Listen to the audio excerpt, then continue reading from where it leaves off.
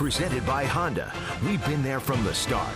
Honda, official vehicle of the Toronto Blue Jays. Proud fan since 1977. That is Clearwater Beach, just a few miles away from St. Petersburg and Tropicana Field. We are here for the final meeting between these two teams here in Florida this season. And the Rays have won the first two games of this series. They have outscored the Blue Jays 8-3 on Friday, 7-5 last night. And John Gibbons needs a stopper, and he'll look to Jay Happ to provide that for them this afternoon. Well, they need to start hitting. That's been the problem for the Blue Jays, and it's become historic for them what has happened against the Rays here in 2016. Look at the other teams that they have faced where they've had the lowest batting average, minimum of 12 games versus one opponent in the season. The 1981 Athletics, you remember them against the Blue Jays, the 90 Athletics, the 80 Athletics, and there's the Rays. Blue Jays are hitting just .205 versus Tampa Bay this season. All told, this is the fourth game. They got 4 games left against Tampa Bay, but it's been a problem for John Gibbons' team, and they have not hit a home run in this series yet. And when they don't hit home runs, they have trouble scoring runs and winning ball games. The Blue Jays have been held to a 182 batting average in the 2 games here, and they have struck out 20 times while not homering, as Pat mentioned. But they are still tied for first in the AL East. Josh Donaldson riding that 12-game hit streak. He extended the hit streak with a 9th-inning single in last night's game. And then down in the cleanup spot, Yonder Navarro, he is DHing, and he's got good numbers against Chris Archer. So John Gibbons mixing up the lineup, trying to do whatever he can to spark this offense against one of their toughest opponents, Chris Archer. Try to stick some of those hot hitters in RBI situations. I thought I'd never say this, but Chris Archer has 17 losses. That's the most losses in Major League Baseball. He's tied with James Shields for the most losses in Major League season this year. Only one AL pitcher's ever finished the season leading the league in strikeouts and losses, and that was Nolan Ryan back in 1976. He's one off Tanyan Sturt's club record for losses in a season, 18, which is hard to believe because this guy's got outstanding stuff. He's a dangerous pitcher. He's got 18 career starts versus the Blue Jays. Archer with those 202 strikeouts leads the American League. Let's look at the defense. It's Dickerson, Kiermaier, and Steven Souza Jr. gets a start in right this afternoon. Longoria, Duffy, Forsythe, and Miller around the infield. And Bobby Wilson doing the catching today for Chris Archer. And over at third base, the familiar figure, having his best season with the Rays now. This is his 9th season. He's played in 132 of 134 games. He's more flexible. He's keeping his weight training during the season. And Evan Longoria is having a great year. Bautista takes strike 1. Jose was 1 for 5. He had an RBI single in the 9th inning. Blue Jays rally fell short. They scored 4 runs on 3 hits in the 9th, but ended up losing that ball game 7-5. Something to watch early for Chris Archer. Is he getting that slider over? The Blue Jays have worked him over a couple of times this year by running up his pitch count. He's overthrown the slider against the Blue Jays, and he's thrown a lot of pitches that has not translated into a lot of innings against Toronto this year.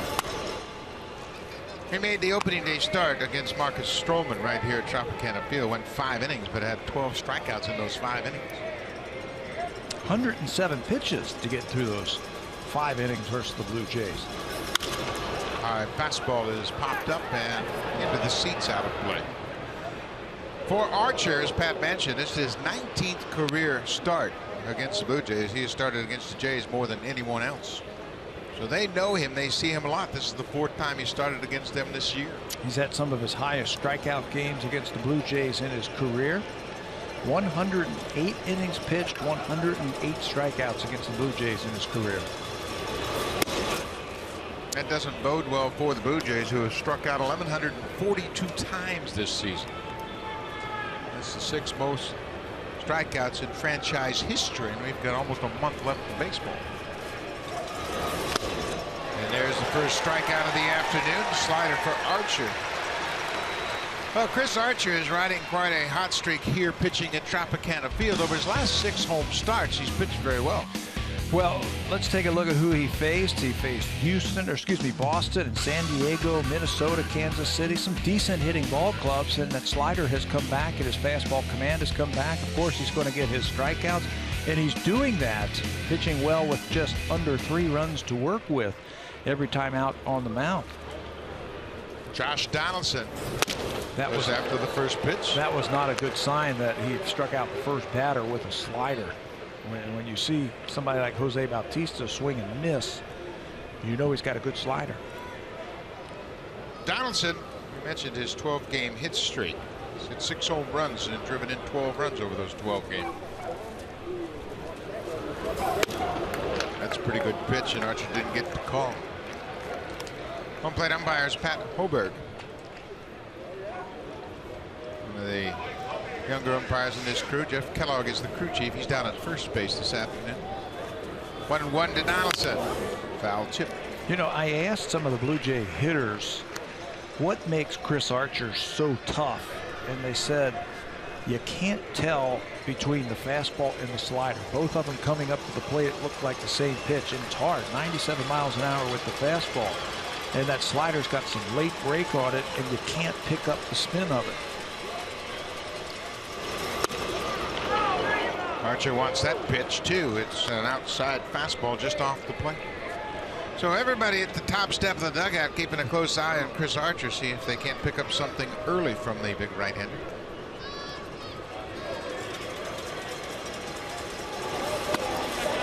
Lays off that slider, and the umpire at first, Jeff Kellogg, rings up Donaldson. 2 up, 2 down, both on strikeouts for Archer. Well, Archer thought he had him with the fastball on the previous pitch, so he goes to his bread and butter pitch, that wipeout slider. And Josh Donaldson is going to be called for the swing. He can't believe it. That's 204 strikeouts now for Archer. He set a club record last year with 252 of them. Of course, there have been some great pitchers here pitching for Tampa Bay. David Price, James Shields, all capable of racking up the strikeouts. But Archer owns the franchise record. And this inning is the inning where he has had his most trouble this season, in the first. He's allowed 22 first inning runs for an ERA over 7. And you know, we've talked about this before in the past. When you've got good pitchers out on the mound, you got to get them early before they get into a groove. Him striking out the first 2 batters of the ball game is not a good sign for the Blue Jays. Looks like Archer brought his groove with him today. Fastball into the air, deep into right center. Kiermaier's not going to get this one. It bangs off the wall, and Edwin's headed for second. He'll get there with the slide. Encarnacion hammers the ball to the wall in deep right center. His 31st double of the season, his 199th double as a Blue Jay. And Edwin knows all about Kevin Kiermaier out in center field. Watch him. He is not going to take anything for granted as he blasts this ball to right field. He is sprinting coming out of that batter's box. He knows how Kiermaier never takes a play off, and if he doesn't catch it, he's going to get it back into the infield very quickly. So Edwin has to hustle himself into second base. And jammed by Encarnacion. Now the DH Diana Navarro. He's got good numbers against Archer. 7 for 22 with a pair of home runs.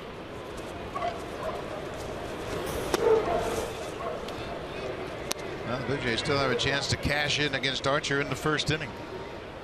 Yeah, you just mentioned an ERA over 7. 22 earned runs in 28 innings this season. Blue Jays have jumped ahead in both games early.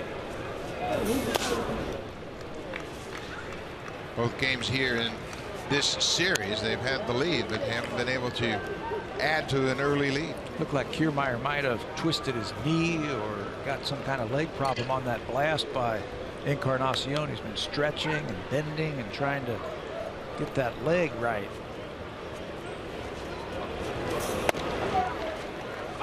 There's a strike. It's 2 balls and a strike to Diana Navarro. He was the catcher in last night's game. He had an RBI ground out in the 9th inning rally.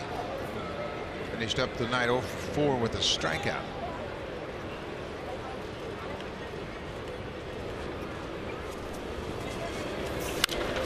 Popped up over the Blue Jays dugout, out of play. Obviously, the Blue Jays need to win one.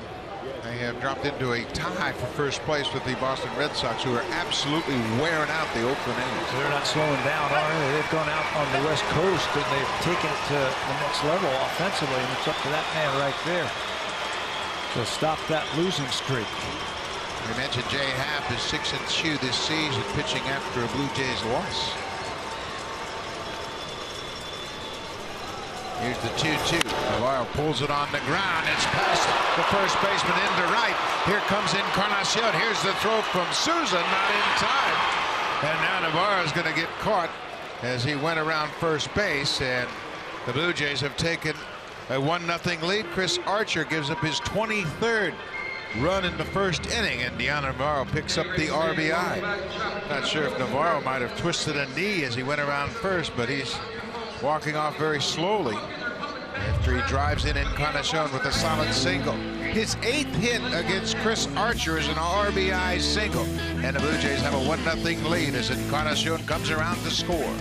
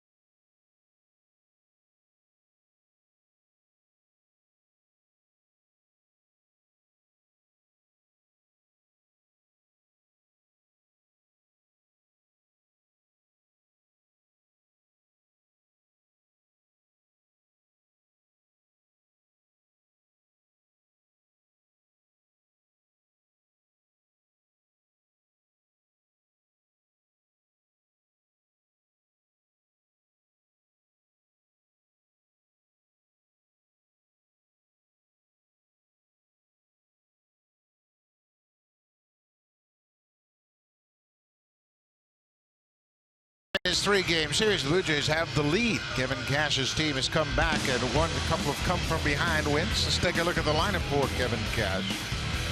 Top of the order has been a tough hitter for the Blue Jays. This series, he's 5 for 7 in the series. He's reached base in 8 of his 10 plate appearances so far. He is hitting over .440 against the Blue Jays this season, and Steven Souza Jr. gets the start. His first appearance in this series because of his career numbers against Jay Happ. He's 5 for 12. Couple of doubles and a home run. He's in the lineup today against the left-hander Jay Happ. 27th start of the season for Jay, 17-4 with a .323 earned run average. He's been beat up by the Rays one time this year. Had his shortest outing, just a couple of innings and 8 earned runs. That was back in May, but he followed that up with a solid outing versus the Rays. Beat them here in early August, 6 shutout innings. They need another effort like that this afternoon. Happ making his second start on this road trip. He pitched in Baltimore and in his own words said he struggled a bit, just didn't have great command of his fastball. Logan Forsythe with a 1-1 count.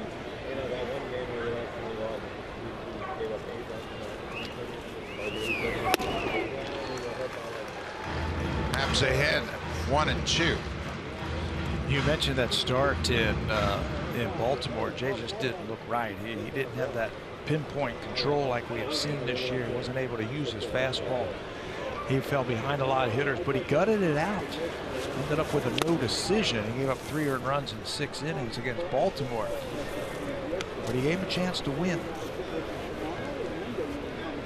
Happ with 17 wins. That's the second most wins in the major leagues behind Rick Porcello of the Red Sox, who won his 19. Here's the 2-2 to Forsythe. What's new? Another base hit for Forsythe, his 6th hit in this 3-game series.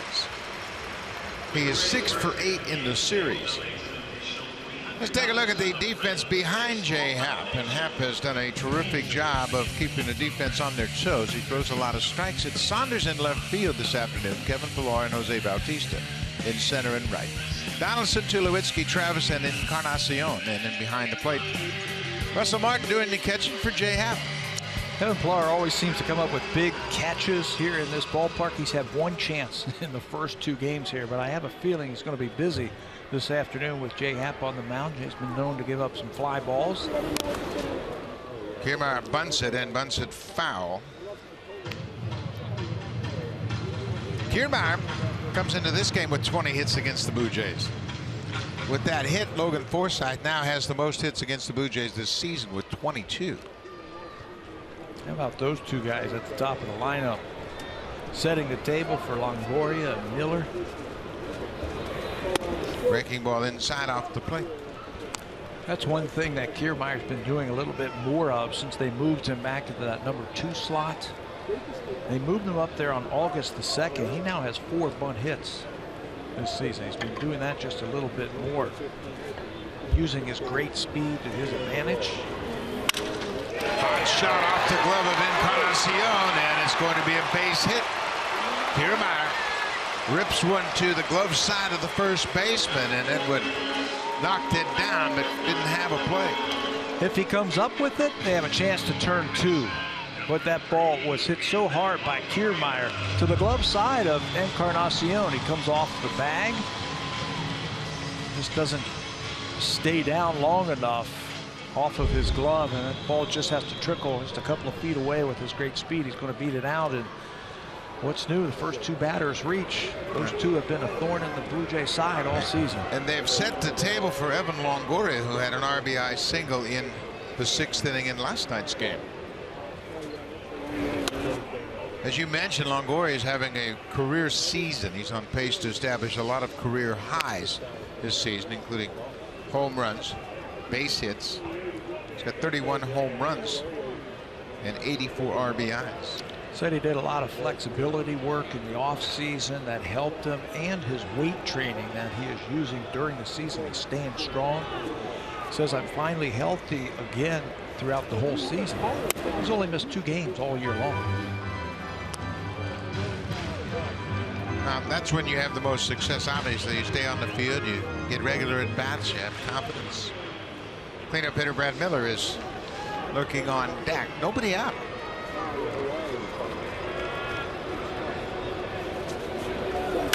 Longoria drives this deep to right center. Pilar's on the run. That ball is off the wall. Forsythe is being waved home, and he's going to come in to score. As Longoria picks up an RBI, and just like that, we're tied at 1. 85 RBIs now for Longoria with that 35th double. Good speed on the bases, but with Pilar in center field, the runners have to hold up. They're not real sure if he's going to catch that ball, so only 1 run scores. Kiermaier, who was at first base, had to slow down just a little bit. With Forsythe, that's the cutter that stays down and away, and Longoria stays with that to drive that ball to right field. He's got some power to drive in their first run. Boy, the top 3 in this lineup has been tough on the Blue Jays. They were tough on them last night. The Rays scored 5 runs on 6 hits in the 6th inning. Most of that damage against Marco Estrada, and they had 6 consecutive hits. They had 6 hits. They had a walk in the middle after 4 consecutive base hits. And then a 3-run double off the bat of Matt Duffy.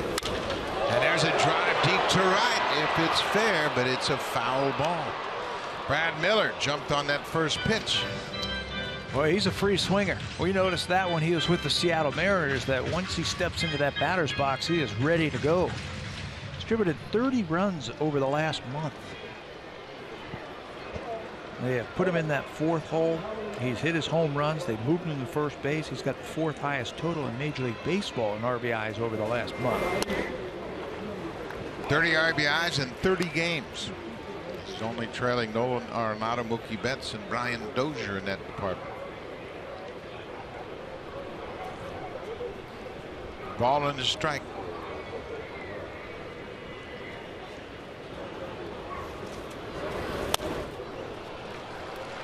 The Rays swept the Blue Jays at Rogers Center back in May. And the Blue Jays have only been swept twice. They got to come back and scratch and claw and win this game. They were swept by the Rays, like you said, and they got swept by the Chicago White Sox back in May in a 3-game series at Rogers Center. Here's the 1-2 pitch outside. I'll tell you right now, the Rays are playing with a lot of confidence. Second half of the season, it's been good. They've won 12 of their last 19. 16-7 in the last 23 home games.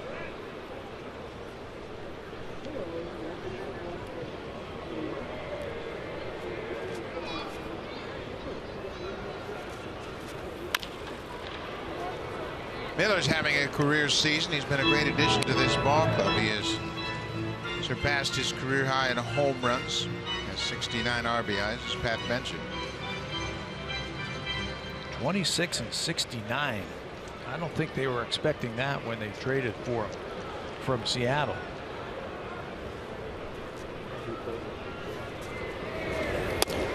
Strike 3 call. Miller caught looking at a fastball, and Happ gets the first out of the inning.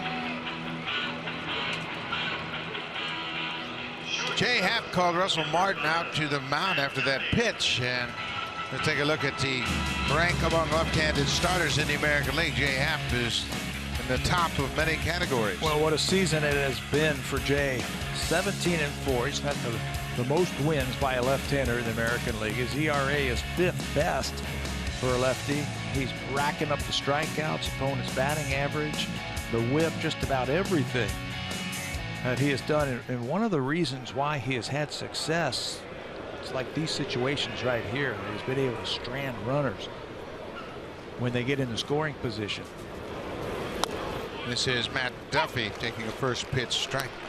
Happ this season has given up a 190 batting average with runners in scoring position. That's the second best opponent's batting average in that category in the American League.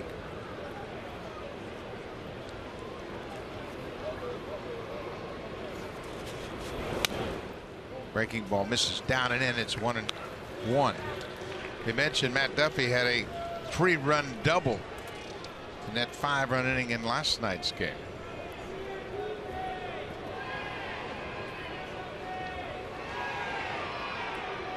Kiermaier's at third, Longoria's at second. A run in. And Happ comes up with a big fastball. It's 1-2. It's one of the things that he has done this year to keep those runners out on that base. He's attacked. He has used his fastball very effectively to pick up key strikeouts.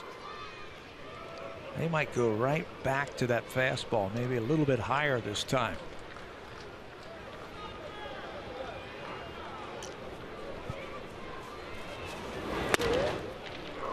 Just missed inside. It was upstairs. Working Duffy over inside in this at bat. Duffy's playing in his 20th game since coming over to the Rays from San Francisco.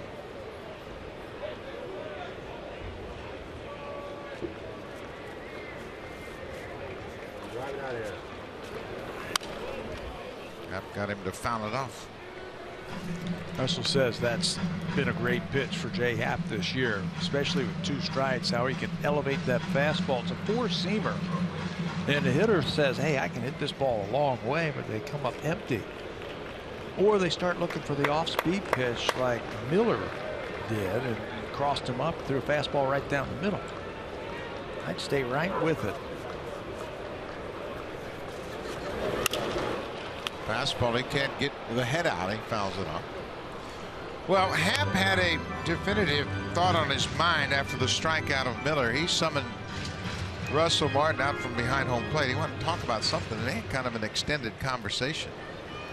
Whether or not he thought maybe they were relaying location or he had sensed that the hitters were looking for a particular pitch, we don't know. Or he could say, hey, I feel pretty good with my fastball here. I think I'm going to go with it. You have a change up there, and it missed downstairs. Full count, 1 out. Steven Souza Jr. is on deck, and as we mentioned earlier, he's got good numbers against Jay Happ. That's why he gets the start today in right field. A run on 3 hits so far for Tampa Bay. They've tied it up at 1-1.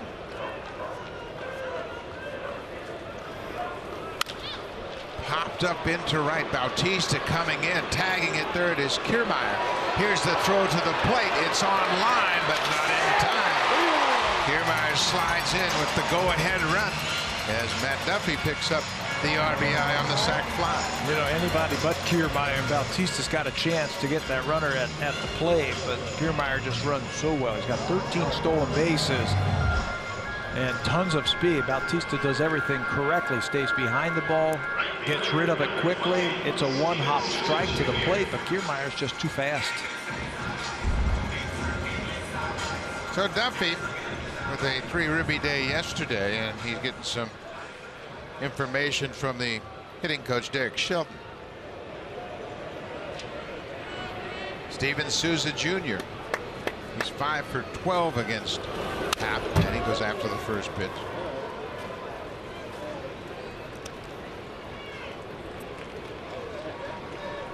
Souza is 0 for his last 11, and he has 144 strikeouts. That's the 5th most in the American League. So Happ can minimize the damage here. He is a free swinger too, and you can get him with fastballs, but if you miss, this guy can hit it a long way. He's got 13 home runs this season.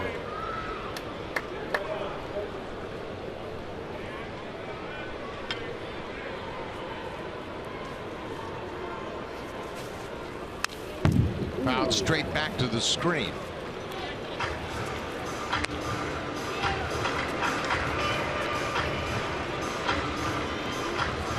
Souza homered off Happ in the opening series here back in April. Actually had a 2-homer game in that game. Also homered off Arnold Leon. That was his 3rd home run in the opening series of the season. Boy, he was hitting line drives all over the ballpark in that series, wasn't he? Deep drives too. Had a home run off R.A. Dickey in that series as well. 13 homers for the season.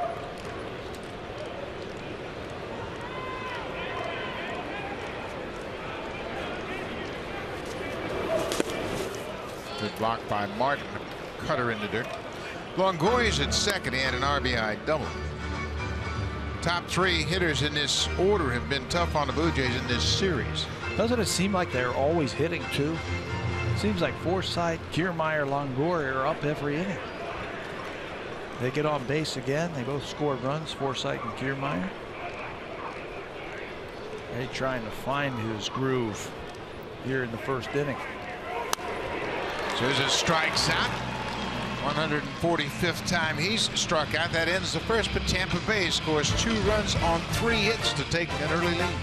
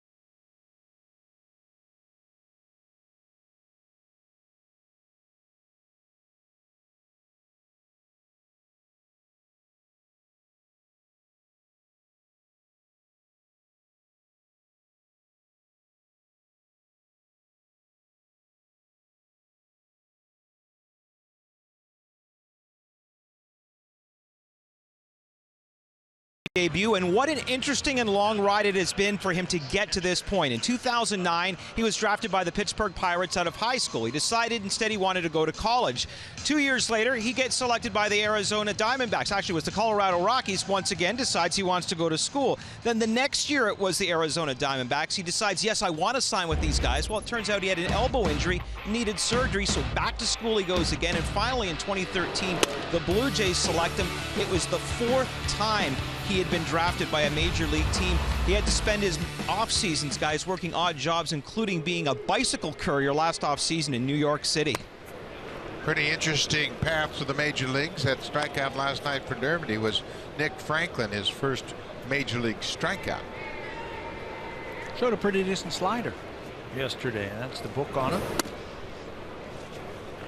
Chris Archer falls behind Russell Martin 2-0. Archer struck out the first 2 in the top half of the first, and then gave up a RBI single to Yonder Navarro after the Encarnacion double. Russell Martin 3 for 16 against Chris Archer. The Blue Jays just don't have very good numbers against Archer, especially in this ballpark. He has pitched him tough here at Tropicana Field. Archer's held the Blue Jays to a .216 batting average as a team over his career. 3-1 pitch to Martin. Slap to first. Miller is there. He'll go to the bag, and Martin's retired. Got to put a nice little star down on that one. The former shortstop, Brad Miller, picked that thing cleanly over there at first base. Well, obviously making a transition across the diamond. He's playing first base for the first time in his career, but he's got good hands. Troy Tulowitzki.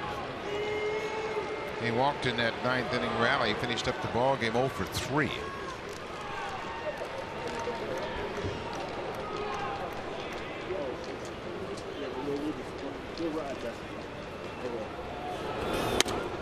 High fastball upstairs.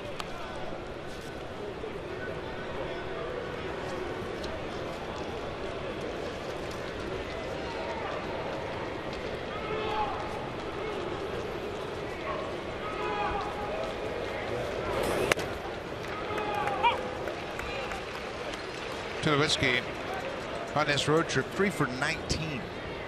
Blue Jays just haven't had many hits. They won 2 of 3 in Baltimore, lost the first 2 here in Tampa Bay. Another high fastball.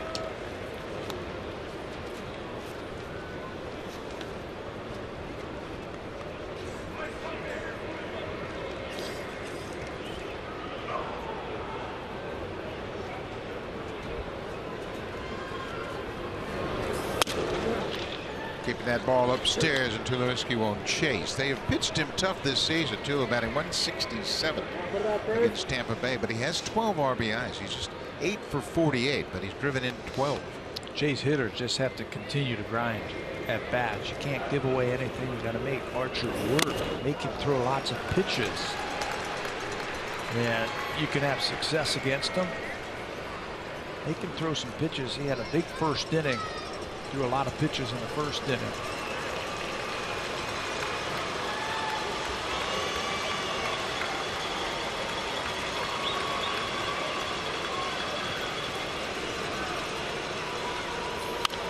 Foul back. Well, they kept everything up to Tulo in this at bat. Even thrown him one breaking ball. You'd think he's going to get a slider sooner or later, but it's full count. That's by design. I mean, they go over their scouting reports, and they go over what they see from the opposition, and they've made it a case. Hey, we're going to throw high fastballs to Troy Tulowitzki. They're doing the same thing to Jose Bautista. They're using that fastball up and that slider down and away. There's the slider, and the ball is popped up near the bag at second. That's 4th time there, and it's second out of the inning. Chris Archer making his 29th start of the season, and it's been 2 different seasons for Archer. The first half was kind of rough. Yeah, rough. A 4.66 earned run average. It's been better since the All-Star break. He's got that ERA down now to 4.10. That's the lowest since it was 3.60 when he faced the Blue Jays after opening day. It's been a mystery for him. for everybody around baseball. How does a guy who throws this hard with this kind of stuff have 17 losses this year? First pitch strike to Michael Saunders. Saunders batting in the 7th spot this afternoon. Michael's just 1 for 11 against Chris Archer.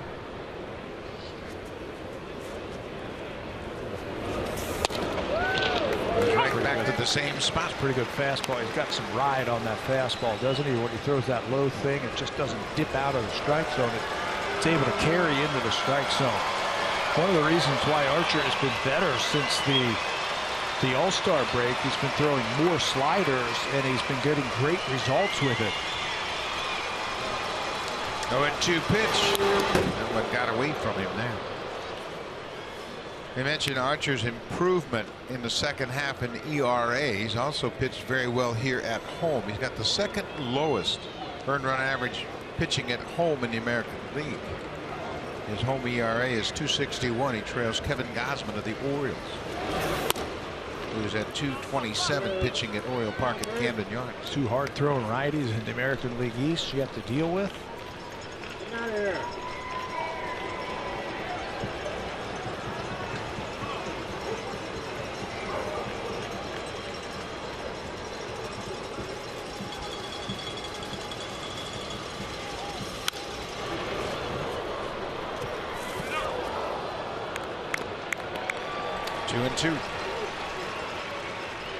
Now, Blue Jays have to figure out a way to score more runs today and get something going, build up some momentum before they head to New York. Yeah, just 6 hits in each ball game here in this series, and 2 extra base hits. Archer strikes out Saunders with a slider. 2 innings, 3 strikeouts for Chris Archer.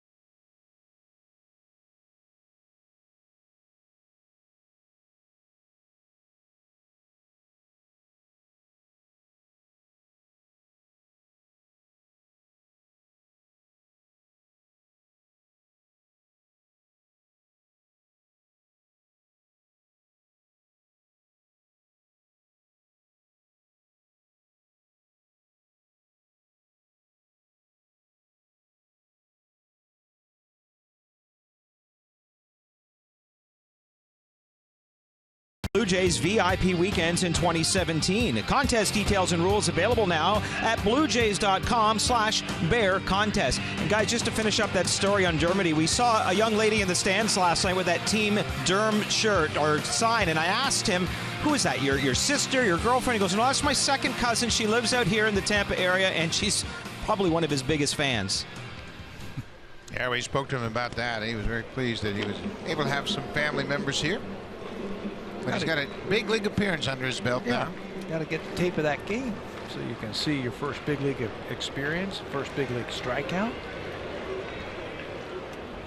Bottom 3rd for Tampa Bay here in the 2nd inning.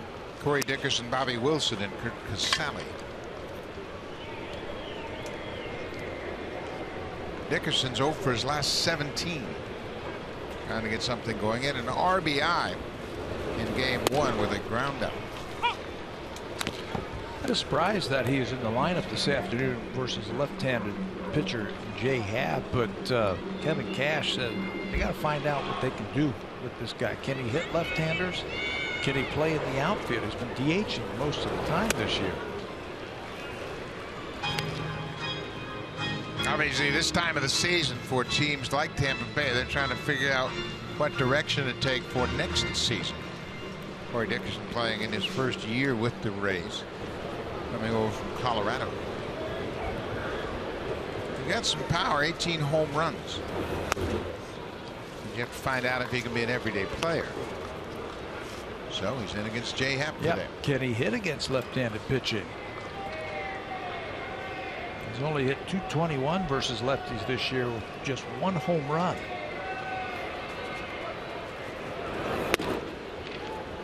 Happ thought that was a strike. Same look away as ball was off the plate. Just a tad, it's a full count.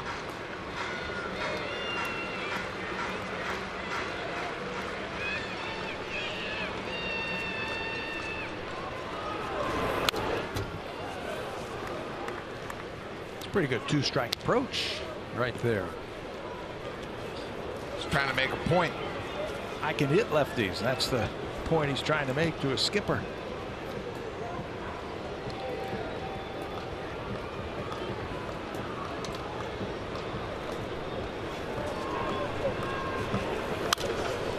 Another foul, this one into the upper deck.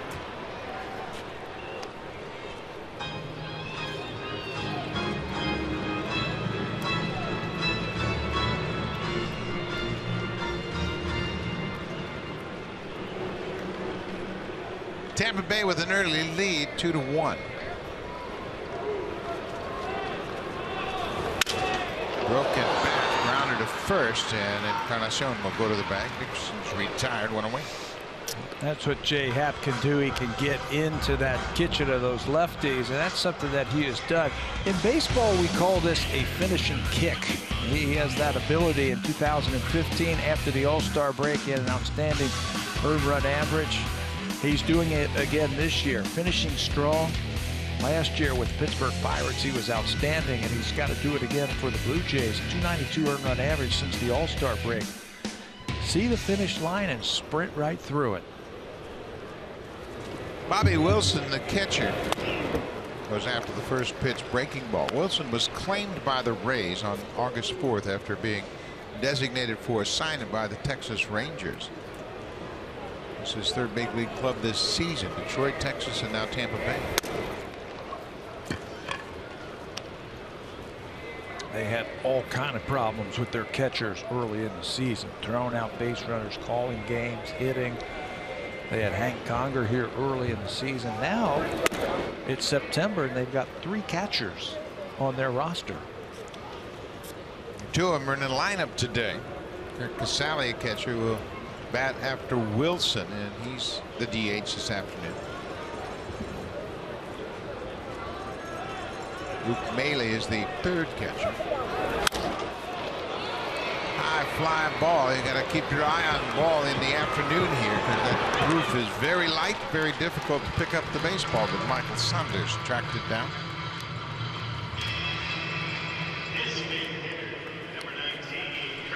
The sun is out here in St. Petersburg, and when that happens, this roof really becomes challenging for fielders as they look up into that very bright roof, and it's difficult to pick up the baseball. That's what they're dealing with, plus all of the superstructure up there to hold the roof up. Finally the sun is out. The fans like that. Ball players don't like it on day games here because it lightens up that roof. Balls go up in there, they can disappear. Got to keep your eyes on the ball.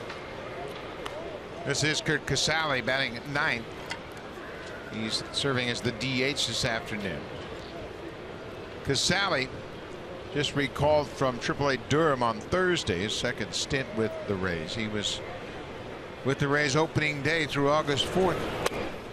Just didn't hit much. Casale batting 168 for the season. Yankees take an early lead in Baltimore, 3-0. And we mentioned the Red Sox. They're out in Oakland. Play later on this afternoon. The Boston Red Sox, another big night offensively against the A's. They won 11-2 last night. It's the 5th game they played this season. They've scored 14, 13, 13, 16, and 11. They're not fooling many hitters out there, the Oakland pitching staff. No, not at all. Even rookies are getting into the act now for the Boston Red Sox out there. Moncada got his first 2 big league hits yesterday. The Red Sox are the first team in American League history to score more than 10 runs in 5 consecutive games versus one opponent. And they've got one more game this afternoon. And then they go to San Diego. Get a pretty easy swing through the West Coast. Sally fouls it back.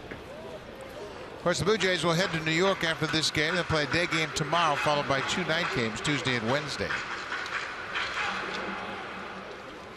And then the Boston Red Sox will wrap up their road trip with 3 games at Rogers Center. Coming through Toronto from that West Coast. Couple of last place teams that they're facing. Then they get the Blue Jays. There's a deep drive to left field. Casale has just hit one foul. Kurt Casale gave it a ride, but it hooked foul, kind of died down there and just got near that foul pole. He has 7 home runs this season. And 7 doubles and 185 at bats. So he's got some power when he connects to the baseball. That had plenty of distance down the left field line.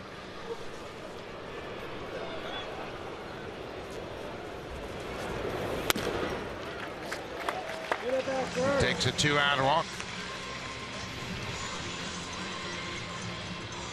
We mentioned that the Blue Jays are going to go play the Yankees over the next 3 days, and it'll open up with R.A. Dickey going up against Masahiro Tanaka, who's having another fine season. He's 11-4. Aaron Sanchez in game 2 against the youngster Luis Cessa. He's 4-0, and then Marcus Stroman will wrap it up on Wednesday night. Yankees haven't yet announced who will start that game, but R.A. Dickey will open up against New York tomorrow afternoon. Totally different team that the Blue Jays will see now that they're facing the Yankees after the trade deadline. A lot of young players, a lot of young pitchers. They jumped out ahead against Baltimore this afternoon already. They got one of, and Joe Girardi calls that the biggest game of the season, and he's got Jacoby Ellsbury, Didi Gregorius, and Mark Teixeira on the bench this afternoon. Got Gardner's leading off. Ref Snyder's in left field. Sanchez catching, batting third. The rookie of the month in the American League, Gary Sanchez, hitting .358.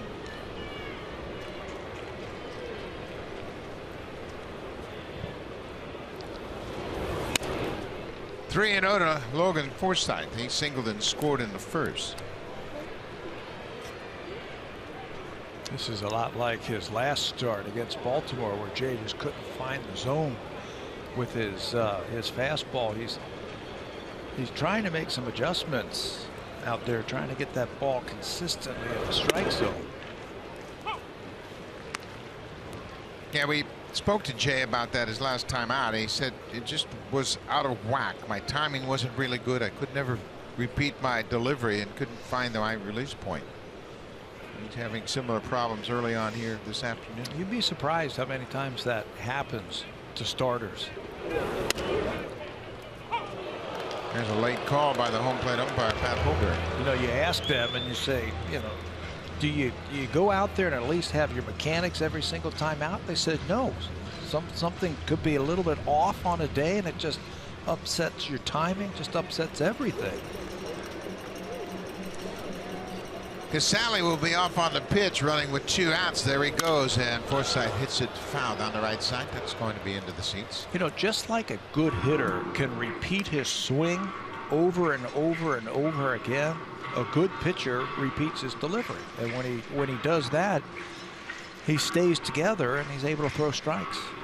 We talk all the time about the timing of hitters and how it comes and goes so quickly. Same for a pitcher. There's a timing and a rhythm to their pitching mechanics as well. Ball 4. Back-to-back 2-out walks here in the second, issued by Happ. Forsythe gets on base once again. 8 out of 10 coming into this game. 2 out of 2 this afternoon. Amazing. Kevin Kiermaier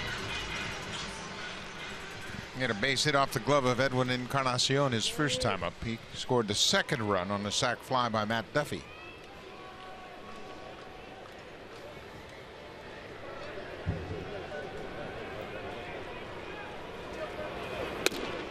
First pitch, breaking ball in there for a strike.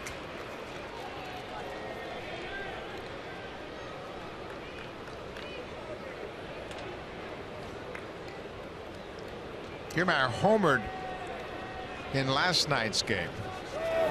Hit the home run off Joe Biagini. It was the first home run that Biagini had surrendered in his first year in the big leagues, his major league career, and came in his 50th appearance. He had 49 appearances without surrendering a home run.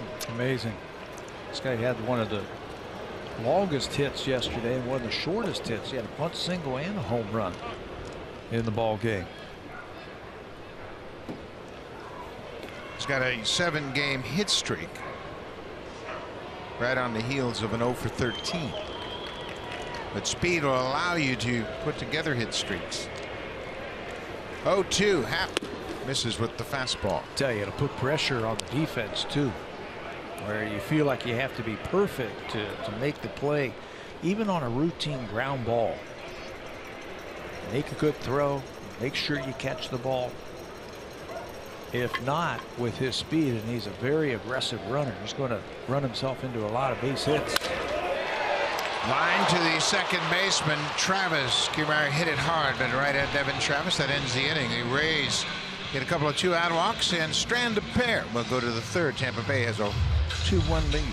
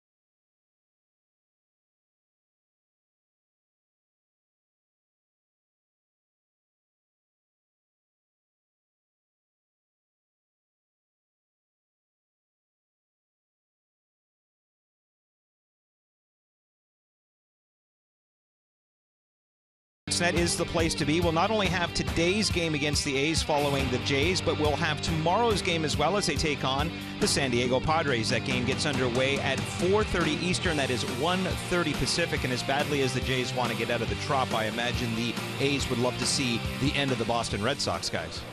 Yeah, I think you're right. Today it'll be Eduardo Rodriguez against Kendall Graveman. Kevin Pillar goes after the first pitch and skies it on the infield. Let's pop up first out of the inning.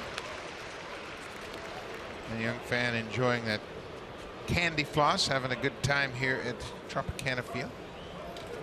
Well, there continues to be a lot of Blue Jay fans here, and we've had a chance to see them around the area for the last couple of days. Saw him after the game last night. Took some pictures around the hotel and got to meet some of the guys. I love the ones, the fans that come up and they say, you know, when I was 8 years old, I'd come down to spring training and I would watch you play and all that kind of stuff. And that's wonderful. But you know how old that makes me feel? Devin Travis. Travis has had a good second half. He's kind of a rough road trip. He's just 3 for 18 on this road trip coming into this game. But Since the All-Star break, he's hit .318. I think it speaks volumes to Devin letting him play this afternoon against a very tough pitcher, Chris Archer, who is really tough on right-handers. I think it speaks volume to the confidence that the Blue Jays have in Travis as being their everyday guy.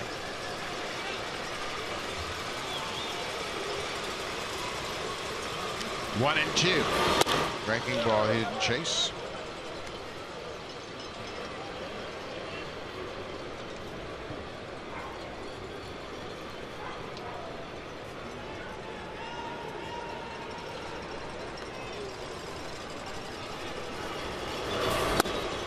Archer has interesting splits against right-handed hitters. He's given up a .248 average, 14 home runs. Against lefties, .230 with 10 home runs. Kind of reverse splits for a guy that has such a good breaking ball. Travis stays on that breaking ball and hits it into the seats down the right side. You know, when I watch him throw and I watch that ball come out of his hand and how it explodes towards the plate and the movement that he has on the slider and how hard it is, it's a wonder how he gets up any home runs at all. 24 home runs that he's given up this year. Hard to imagine. Another breaking ball, another foul. We mentioned Archer throwing so well over his previous 6 home starts. In those 6 home starts, he's only allowed 3 home runs. So he's cut down on the long ball.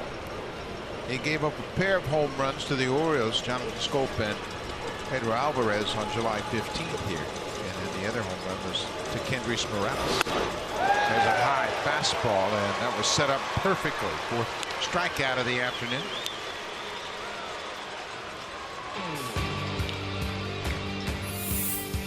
Make your renovation a cut above during the DIY Expert Sale, only at Home Building Center and Home Hardware Building Center. Back to the top of the order. It'll be Jose Bautista batting with 2 outs. Bautista struck out on a slider his first time up. Takes one for a strike. Pat, you mentioned Archer has a chance to lead the league in losses and lead the league in strikeouts, and the last guy to do that was Nolan Ryan in 1976, pitching for the Angels. There's a base hit for Bautista. Similar types of pitchers, if you will, with Archer. Big fastball. Of course, Nolan Ryan had the great fastball, the Ryan Express, and a good breaking ball. Archer the same ways. He'll pick up his share of strikeouts as this ball is grounded right back through the middle for a base hit. Blue Jays' 3rd of the afternoon. For me, watching Chris Archer, I think if Chris comes up with one more pitch, a changeup or a splitter or something a little bit different, because every pitch is about the same speed. If he came up with that dominant 3rd pitch, you would not be able to stop him. Reminds me a little bit of Roger Clemens when Roger Clemens first came up. Remember, Clemens had the great fastball and a breaking ball, but when he got that split change and started using it, he went to different heights. Became a perennial Cy Young candidate. Donaldson takes a strike. It's 1-1. Josh was the strikeout victim in the 1st. You know, as a hitter, if you look fastball, look slider, and those are the only 2 pitches you have to deal with. Just eliminate anything else. If he can come up with that 3rd pitch and be a little bit consistent with it, he's going to dominate. Yeah, just something to disrupt the timing a little bit more effectively for the hitters. He does have a changeup, but it's doesn't use it a whole lot. He doesn't incorporate it, and it's not very good. It really doesn't do anything. It just takes a little something off of his fastball. I'm talking like a split, but I don't know if he's got the arm speed to throw a splitter. And by that I mean, a lot of times you see guys with splitters, they come right over the top and they're a little bit stiffer. This guy's got a quick arm and a very loose arm. I don't know if it's conducive to throw a splitter. Down and away to Donaldson. It's a 3-1 count.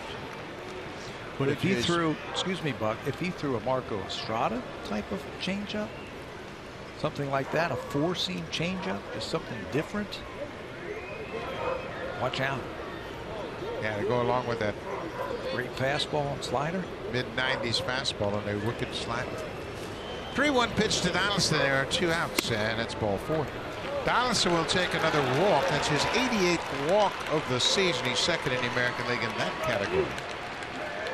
So Encarnacion, who rocketed a double off the wall in deep center field, will bat again with 2 outs. Both of these pitchers are struggling to find the strike zone.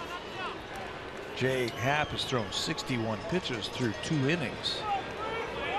And now Chris Archer, his next pitch will be his 54th already. Edwin with a mighty cut. Encarnacion doubled and scored on the Deanna Navarro base hit. That double was his 199th double as a Blue Jay. Trying to reach that 200 double plateau.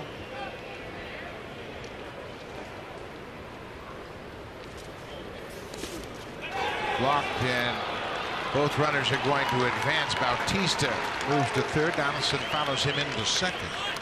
It's a wild pitch charge to Archer. Edwin has 108 RBIs. Here's that breaking ball that's bounced in the dirt. Watch the technique of Bobby Wilson.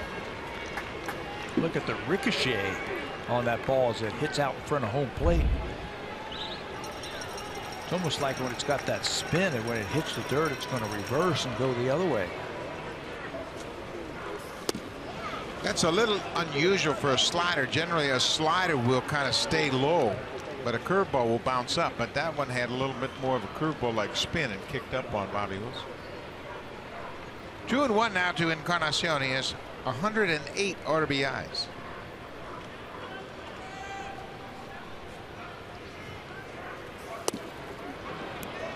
Right at the knees. Archer wanted that pitch, and it looked like it might have been a good one on the pitch tracker. But it's 3-1.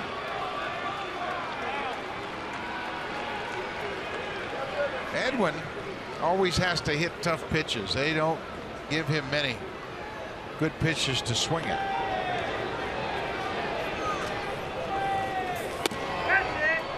That's a tough strike there. Painted him up 3-1. It helps to have Navarro behind you. Navarro's had good numbers against Archer in the past. He's already had an RBI hit against him. 3-2, 2 outs. Runners at second and third, and now we'll have time. Now Encarnacion has to make up his mind. Going to get a fastball or a slider? He had a fastball last time. A fastball up and away for his double to right center field. Archer gets it down and away. He strikes out Encarnacion, and the Blue Jays leave 2 aboard. Chris Archer, with his 5th strikeout of the afternoon, delivers a perfect slider to Encarnacion to end the inning.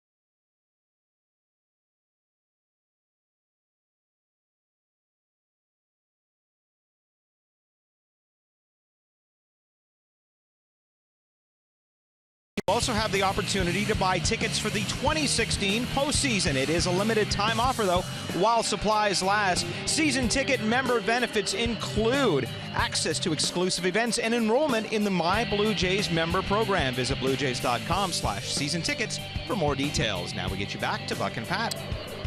Thank you very much, Barry. As we move to the bottom of the third, Tampa Bay with a 2-1 lead over the Blue Jays.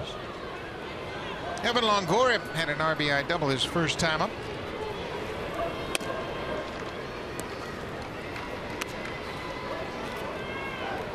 Longoria has made some adjustments over the last couple of years, and Pat, you mentioned how he has changed his workout program. He's become more limber. It's a fly ball to right, not that deep. Bautista coming in. You know what he said is after all of those years in the big leagues, he said, you know what, I don't let past performance affect how I'm going to go right now. So if he makes an out here or has gone through a little bit of a slump, he's been able to clear his mind and continue to have success this year. So he's putting together his best season in 9 years with the Rays. Brad Miller struck out against Happ his first time up. 1 of 2 strikeouts for Jay.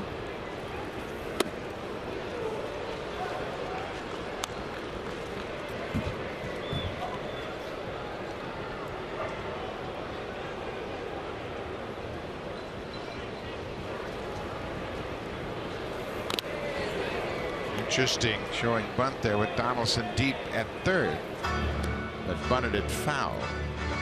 Miller is 26 years old. He grew up in Orlando, not far from this Tampa Bay area. Went to college at Clemson University and was drafted by Seattle. This is his first year with Tampa Bay. Pops this one up back over the Rays dugout. You were telling me yesterday that he's been a teammate of Nick Franklin pretty much his whole life.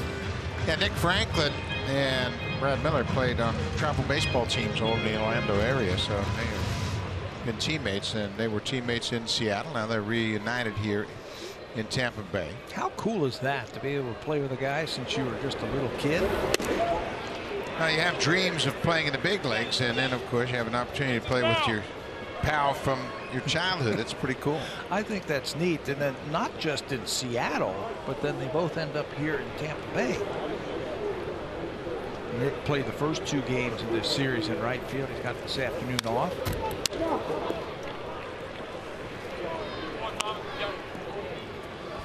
Brad Miller came here in a trade last November with Danny Farquhar and Logan Morrison for minor leaguer Boog Powell, Nate Carnes, and C.J. Riefenhauser. They thought he would solve their problems at shortstop, but defensively he had some issues, and they went out and traded for Matt Duffy. Now Duffy's playing short and Miller's playing first. 17 errors that Miller had at shortstop there over first base, and he's looked good over there. He's made a couple of really nice plays at first base in this series. He's also hit a home run. So fly ball to center. Pilar coming in. 2 away. A couple of fly ball outs. Let's check in with Jamie Campbell.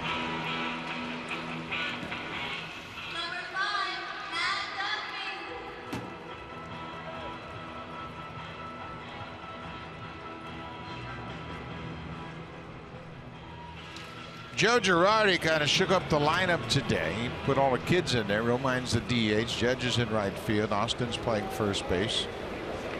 Torreyes is playing shortstop. He had to do something, right? They got shut out on Friday and Saturday in Baltimore. Shake it up. Matt Duffy had a sacrifice fly in the first inning. Hit a fly ball to right that scored Kevin Kiermaier.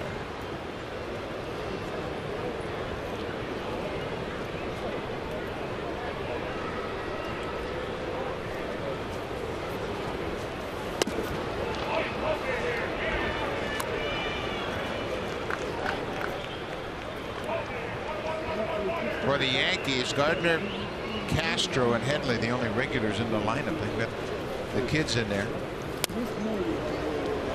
We saw Aaron Judge and Austin when they first came up with the Yankees, and they were swinging the bats well. Now they've slipped under 200.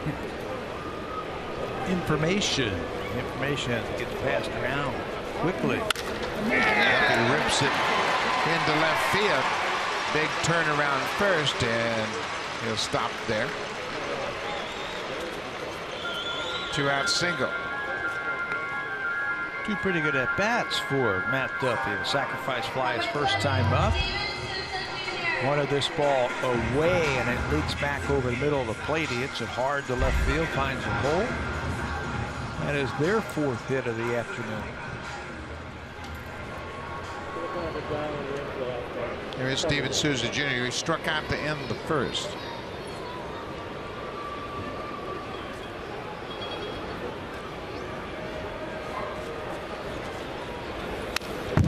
Fouls that one straight back. He's had a couple pitches to hit against Happ and hasn't been able to square him up. We mentioned Souza had 3 home runs in the season opening series against the Blue Jays right here at Tropicana Field back in April. One of those home runs, a home run off Jay Happ. They've got some tools. They gave up Will Myers in a 3-team trade to get him. Prone to the strikeout.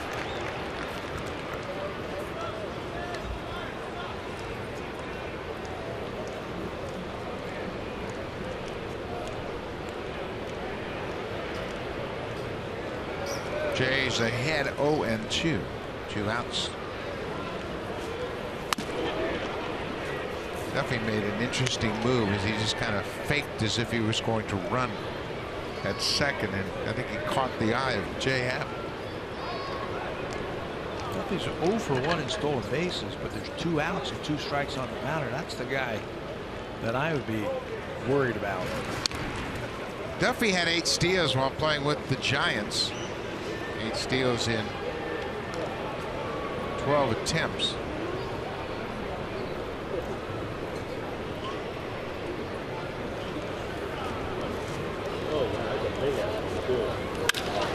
He's hit to right field. Souza just poked it into right. Got his swing down and had a nice stroke. 2-out single for Souza. Well, that's one thing that's been impressive with the Tampa Bay Rays in this series. Their 2-strike approach. They will noticeably cut their swing down and go the other way if they have to. Remember last time Souza swung through a pitch from Jay Happ, a high fastball. That time he cuts his swing down, shoots it the other way, and with 2 outs, they've got 2 more runners on board. Tampa Bay is hitting .253 for the season against the American League East teams.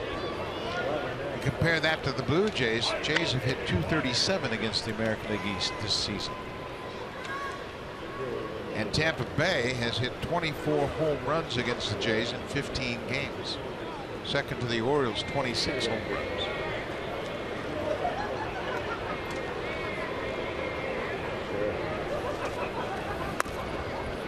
Their approach at the plate has been outstanding. Last season, 2 outs, runners in scoring position, they were 28th as you see Danny Barnes start to get loose. This year, they're 2nd in the major leagues. The Tampa Bay Rays hitting with runners in scoring position and 2 outs. That swing by Souza, I think, told the whole story right there. Got a swing down, shot the ball the other way. Corey Dickerson fouls it off the mask of Russell Martin. It's almost like, excuse me, Buck, it's almost like their philosophy is, hey, early in the count, I'm going to swing hard and try and hit home runs. And they've hit their share of home runs.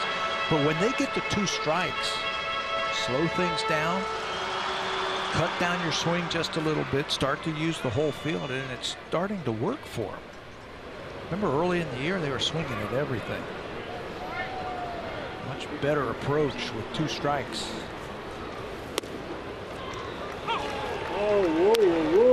1-2 now to Dickerson. He grounded out the first.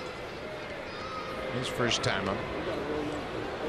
Derek Shelton, the hitting coach, made that transition last year, second half of the season, where he said, fellas, we're not going to be so patient. Don't worry about working the pitcher. Get a good pitch to hit and turn it loose. And they brought that mindset into this season. They averaged almost 2 runs more a game in the second half last season. You see that approach right there with 2 strikes? Pretty good. Foul off a tough pitch. Yeah, it's interesting when hitters do that. Pitchers start to lose confidence. Say, man, he hit my best pitch. Well, you say, where do I go to get an out? If that was my best pitch and he was able to foul it off. Into dirt, blocked by Martin.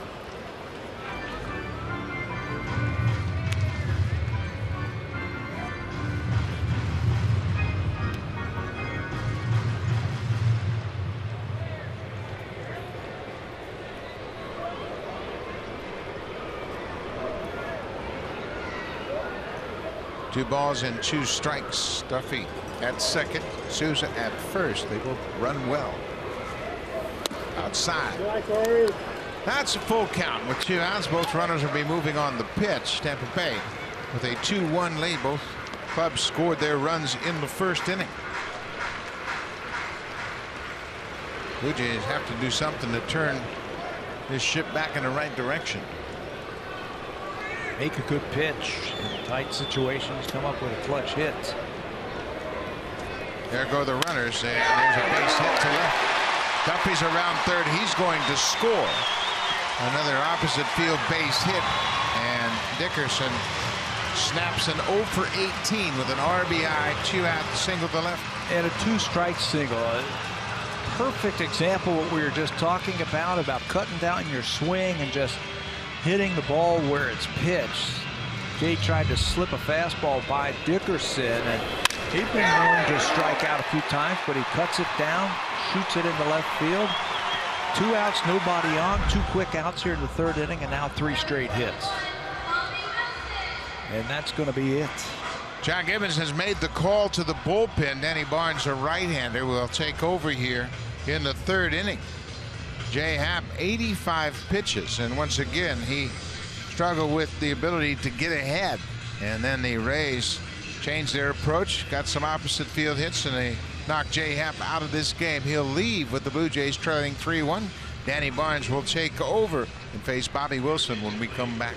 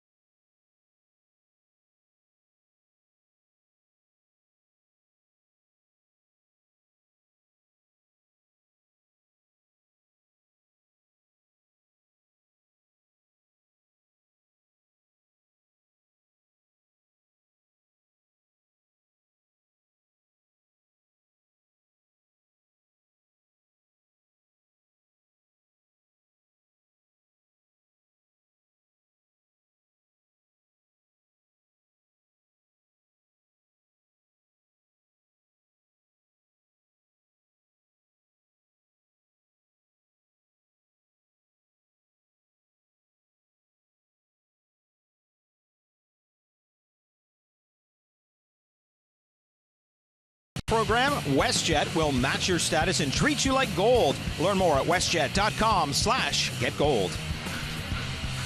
Danny Barnes comes on with 2 outs here in the bottom of the third. He takes over for Jay Happ. For Barnes, this will be his 5th appearance. He pitched an inning here on Friday night.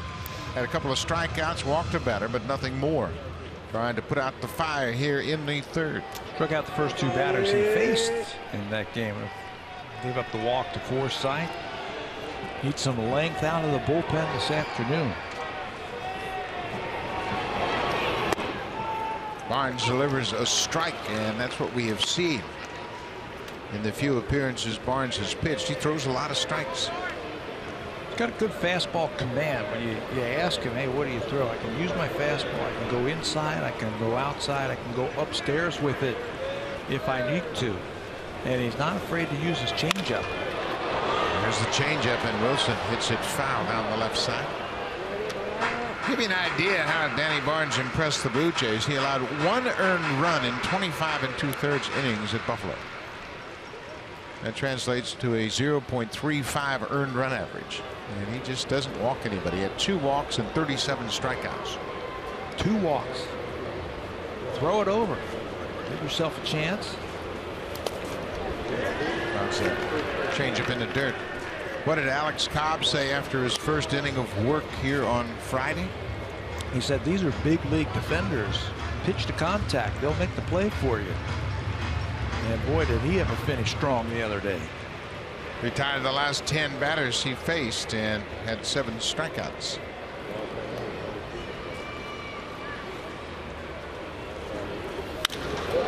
Fly ball to center. Pilar moving to his right.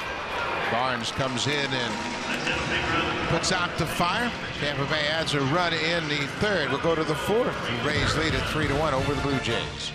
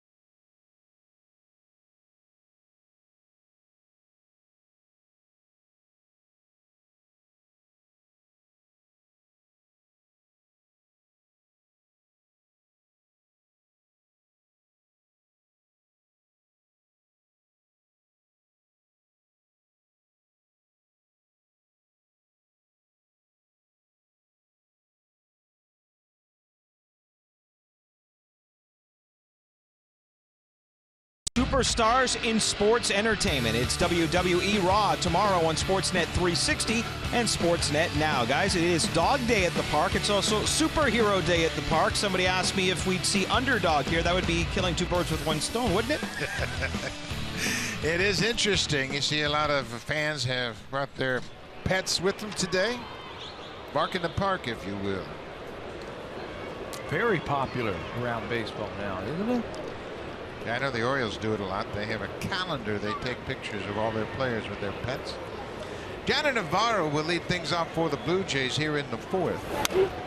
Janner had an RBI single his first time up. He drove in the first run of this ball game. And then rounded first base and put on the brakes, and it looked like he might have twisted his knee just a little bit. He ended up getting tagged out by Chris Archer. Yeah, he took an awkward step, and he made a wide turn in an effort to get Rays to cut the ball off, but the throw went through, and Encarnacion scored safely.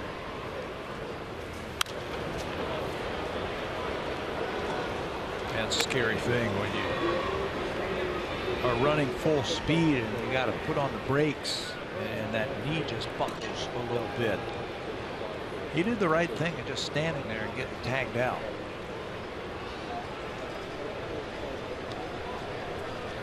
A ball and 2 strikes. Another strikeout for Archer. That's 6 strikeouts so far this afternoon.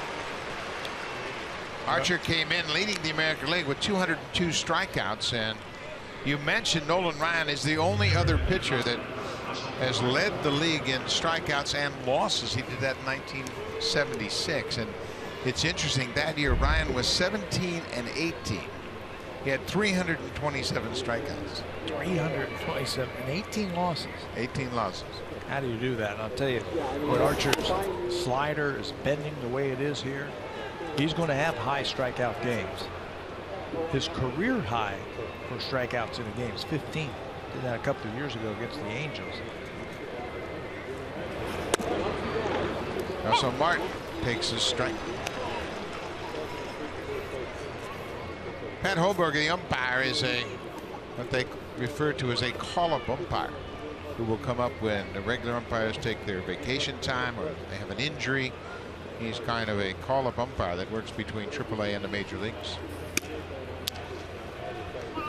He's getting first-hand look at some great stuff this afternoon from Chris Archer. That thing is really moving. His slider.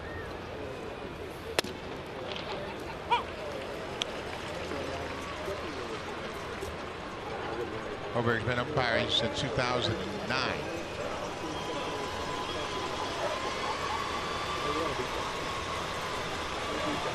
Two and two to Martin. Called strike three. That high slider. Martin thought it was upstairs. He saw it all the way and just kind of laid off of it.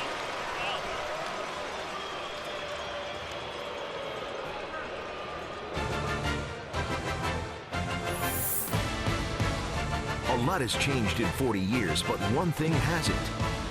Honda, proud fan since 1977, official vehicle of the Toronto Blue Jays.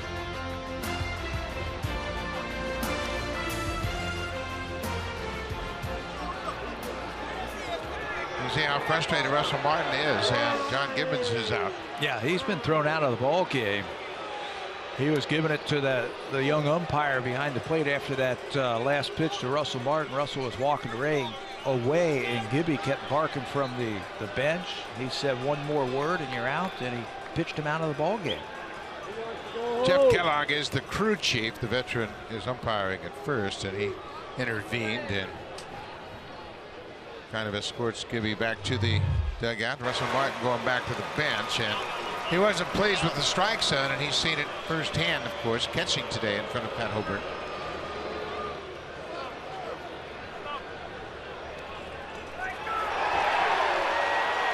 Well, we're not sure if Russell was ejected or Gibby, I'm sure, was. I don't know how they could have thrown Russell out. He was walking back to the bench.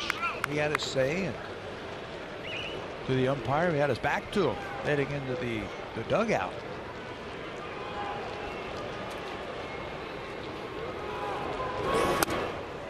Upstairs with that fastball, and Archer has kept that fastball up on Tulowitzki. Mentioned the Rays have pitched Tulo tough this season. He's just 8 for 49.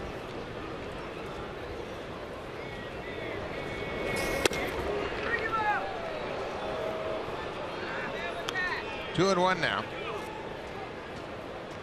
Archer has 7 strikeouts, including the last 3 in a row. Encarnacion, Navarro, and Martin. He's gotten everybody this afternoon at least one time except Tulo and Kevin Pillar. Ground ball to short. Duffy backhand sets his feet and fires in time.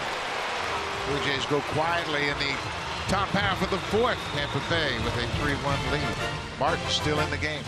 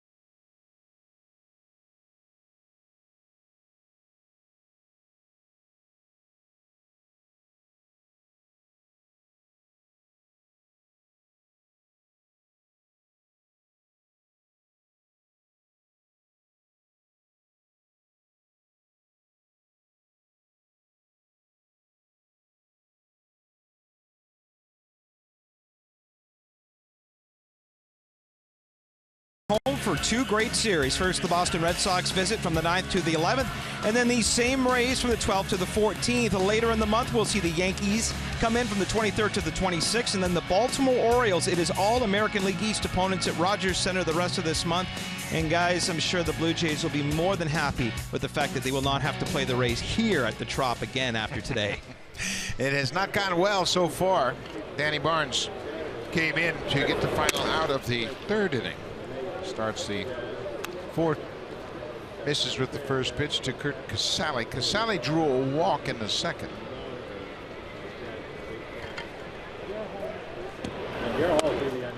Breaking ball for a strike. Pat, we talked about Danny Barnes, and he won't light up the radar gun. He just throws strikes, and it just proves to be a major asset for him. Bounce back to the mound.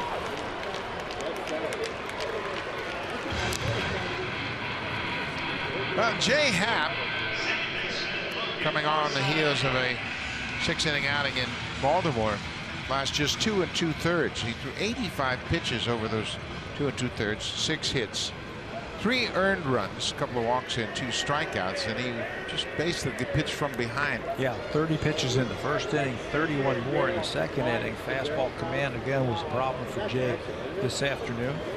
So he is out after 2 2/3. His shortest outing of the season was against Tampa Bay also. It was 2 innings, and he got charged with 8 earned runs back in May. And this is the man that got it all started this afternoon. Logan Forsythe had a leadoff single in the 1st. Then Kiermaier singled, and Longoria doubled. And that kind of set the tone for this ball game. They scored 2 runs in the 1st inning off Jay Happ. Took him 30 pitches to get through the 1st inning, 31 in the 2nd. Remember the hit by Kiermaier? The line drive that could have easily been a double play, but it was off the glove of Encarnacion. This is popped up high over the infield. Donaldson stays with it, and he makes the catch, and Tula was right there just in case he lost it. So Russell Martin now catching in front of Pat Holberg, and it was the Martin strikeout that led to the ejection of John Gibbons in the top half of this inning. DeMarlo Hale will serve as the acting manager from here on out.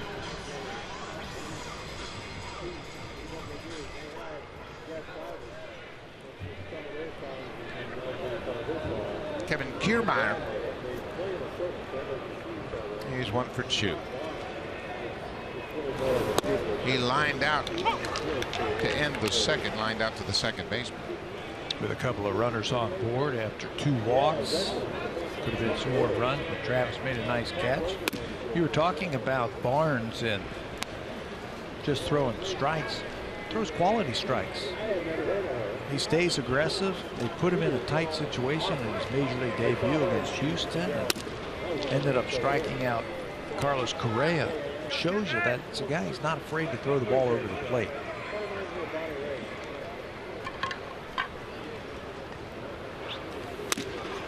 High fastball. Scott Feldman loosening up for the Blue Jays. He's got a little more length than Danny Barnes. Barnes was brought in to end the 3rd and start the 4th. Yeah, Danny's been a reliever pretty much all season long, so he's not stretched out to give you multiple innings, 2, 3, 4 innings. Scott Feldman is. He's been stretched out. He started a few games, so he can give you multiple innings. Strike 3 call. Kiermaier was halfway to 1st when Pat Holberg calls him out. Danny Barnes retires all 4 batters he has faced so far. Now time for a Blue Jays Central update. Here's Jamie Campbell with Kevin Barker from the Samsung Broadcast Studio.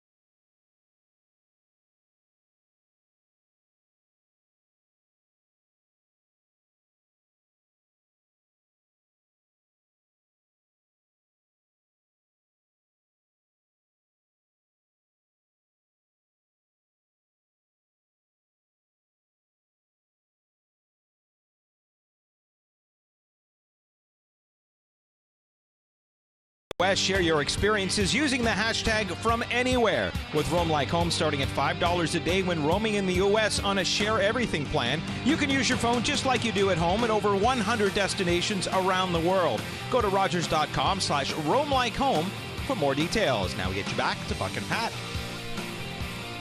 We move to the 5th. Blue Jays trail 3-1. The Tampa Bay Rays trying to sweep the 3-game series. Saunders, Pilar, and Travis, bottom third of the order. Saunders struck out to end the 2nd inning.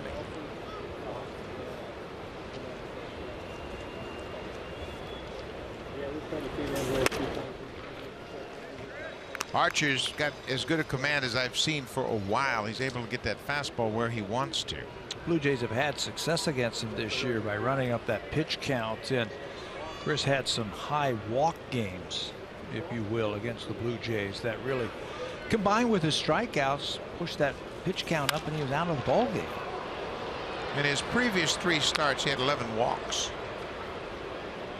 and that got him out of a couple of games early. He lasted just 6 innings twice and 5 innings once.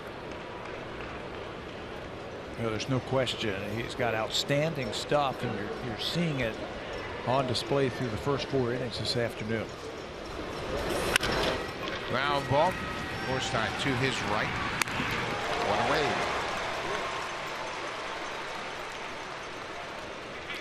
New York now up to 4-0 over the Orioles. Michael Pineda pitching for New York. Wade Miley has given up 4 runs on 4 hits through 3 innings. Yankees doing a good job with the bomb squad. Austin Romine with a couple of RBIs. Chase Headley has driven home 2. I tell you, it's going to be one heck of a month of September around Major League Baseball. All the teams that they try to get themselves into the playoffs. Cleveland's not going away. Detroit is hot. They are on their heels in the American League Central. Texas is hot. They're going 7 in a row, 9 out of 10. The Yankees are 4.5 out of the 2nd spot in the wild card. Kansas City 4, Houston 3, then the Tigers. Baltimore has the 2nd spot, and everything is jammed up now because the Blue Jays and Red Sox are tied atop the AL East. You got your 3 division winners in the American League. Then you have up to 7 teams fighting for those last 2 spots in the playoffs. Think about how that's going to affect September. Pilar chases a high fastball. 2 quick outs for Archer here in the 5th. The Blue Jays have had problems getting rallies started, and they have had long streaks of consecutive batters retired. Alex Cobb on Friday finished up his 5-inning outing, retiring the last 10 he faced. Chris Archer now has retired 6 in a row after the walk to Donaldson. I think strikeouts play an important role in what you were just talking about. When you strike out, nothing happens. Defense doesn't have to catch the ball. You don't put any pressure on anybody, and Blue Jays this afternoon have their share again of strikeouts. They came into this ball game with 1,142 strikeouts as a team, and that's the 6th highest total in franchise history.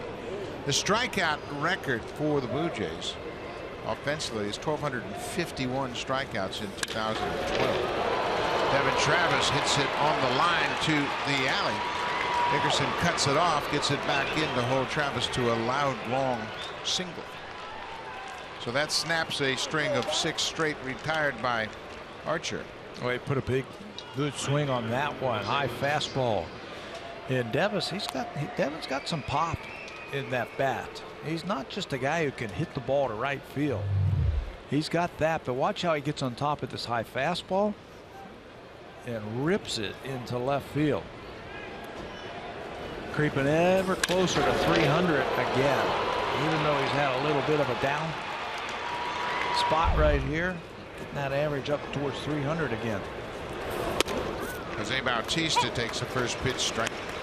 Bautista singled into center his last time up. Jose had an RBI single in the 9th inning in yesterday's game. Got just 2 hits in the 3 games.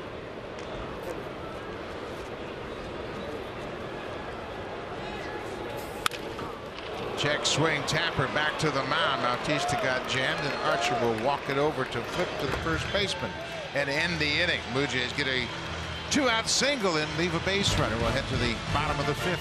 Tampa Bay leads it.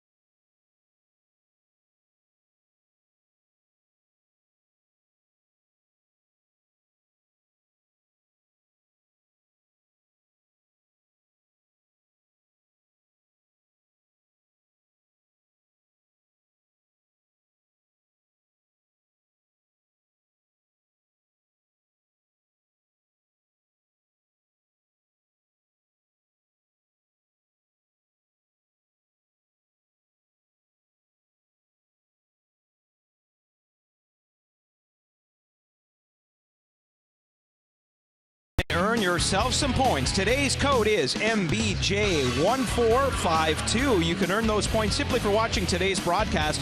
The entry box is on your My Blue Jays homepage. You have till 11:59 tonight to enter the code, and we will have another one for you tomorrow. And now we head back to Buck and Pat. And tomorrow the Blue Jays will be in New York to take on the Yankees. A reminder, it's a day game, so don't miss out on Labor Day. We play Monday afternoon in New York. Danny Barnes closed out the 3rd inning, getting Bobby Wilson to fly out. And he retired the side in the 4th. Longoria hits a high pop-up down the right field line. Travis with a long run gets there. Oh, what a play. He really did a good job to stay with that ball. It's tough to really see it here, and he stayed with it and made a nice catch. He had a long way to go because he was shading him up the middle and then finds it right at the last minute. Got over there, had to deal with the mound and the bullpen. Snatches that one right out of the air. You can see him find it, and now he has to reach back and retires Longoria with a nice play. Good effort by Devin Travis. And let me tell you, when you're running on a baseball field and you're getting near the bullpen and you don't have time to look down to see where that mound is, that's really unsettling. Because you know you're in the neighborhood. There's only a few ballparks anymore where the bullpens are in play. Oakland comes to mind. San Francisco comes to mind. We saw Michael Saunders have to deal with that earlier this year. And here in Tampa Bay. There's another high pop-up out into center field. Pilar with a long run will get there and make the play. 2 away.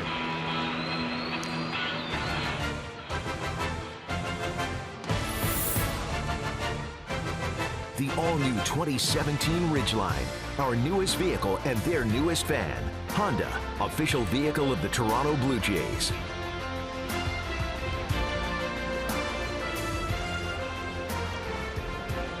This will be their last game for the Blue Jays in Florida this season. Their 3rd trip here to take on the Rays. Danny Barnes is firing strikes. He's retired 6 in a row to come out of that bullpen. He's held the Rays in check. Just foul down the left side, wide of the 3rd base bag. Scott Feldman continues to throw in the Blue Jays bullpen.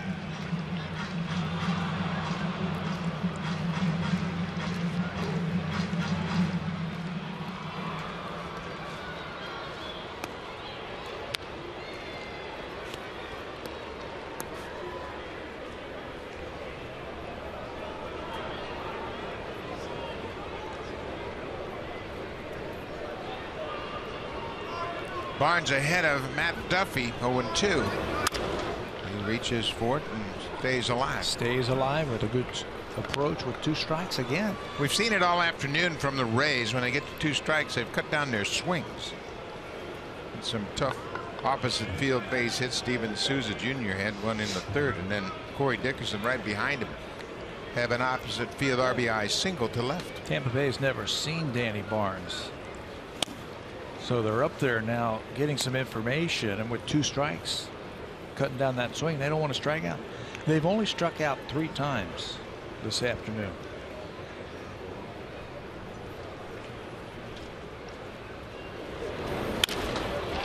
A little looper out into right. It's going to drop for a base hit. Travis knocks it down. Barnes gives up his first base runner since coming into the game. It comes with 2 outs. And when you cut your swing down with 2 strikes and 2 outs, put the ball in play. Who knows?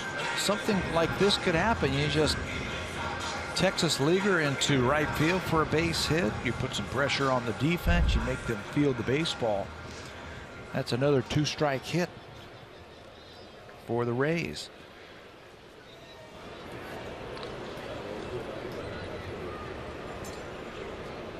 Steven Souza Jr. is 1 for 2.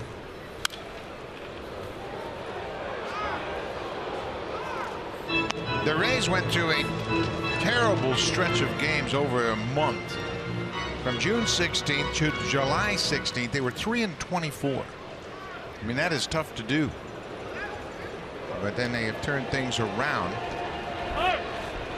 That was the worst stretch in 27 games in club history, and worst by an American League club in a season since the Tigers went 3-25 in 2003.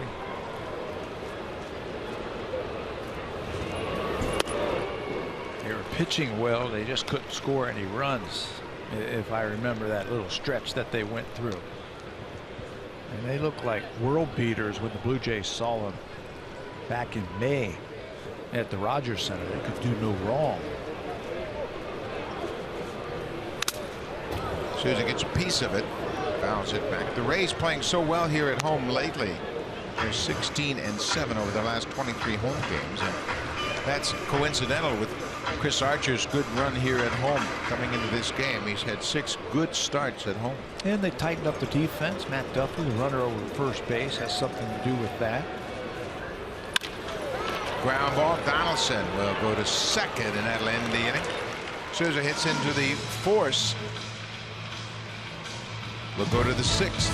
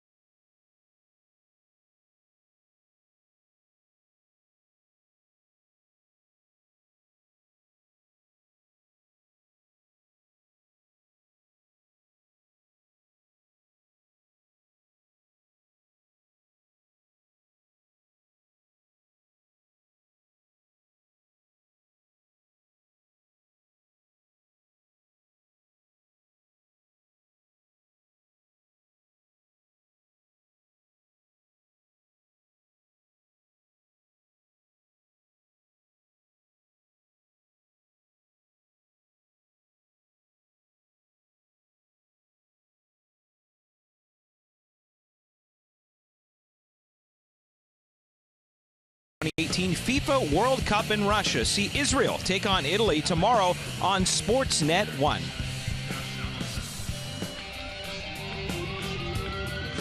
Chris Archer doing his thing once again against the Blue Jays. 8 strikeouts. He had a season-high 12 strikeouts against the Jays in his opening start of the season, just over 5 innings. He's doing the same thing today. He's had much better command of his fastball, and that slider's really biting at the end. Yeah, and coming into this game, over his last 4 games, 4 starts, he's had games of 9 strikeouts, 9 again, 6, and then last time out against Houston, at Houston, 10 strikeouts in 7 innings, and he's at it again this afternoon, 8 through his 5 innings. He's won 3 of his last 5 starts. For the season, 8-17 coming into this game. You know what he's done today, Pat? He's worked that fastball up in the top part of the strike zone. He's done it to Tulowitzki, he's done it to Donaldson, and then sets up that great slider. Done it to Jose Bautista. Okay. In fact, he ended last inning with a fastball up and into Jose, where he checked his swing. Talked about that before, about changing the eye level of that hitter. You stand them up just a little bit with that high fastball, then you can go down and away if you want to, or drop in that slider. Blue Jays right-handers have had some trouble with Archer this afternoon. Blue Jays have managed just 4 hits today against Archer. 16 hits in 3 games here in Tampa Bay.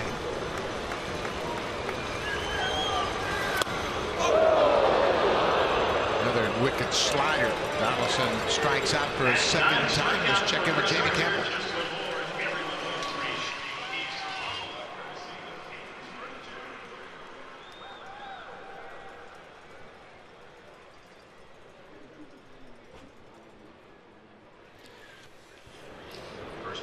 Kansas City got a terrific start from Yordano Ventura as he improved to 7-0 against the Tigers last night. He allowed one run in 6 innings as the Royals beat the Tigers 5-2.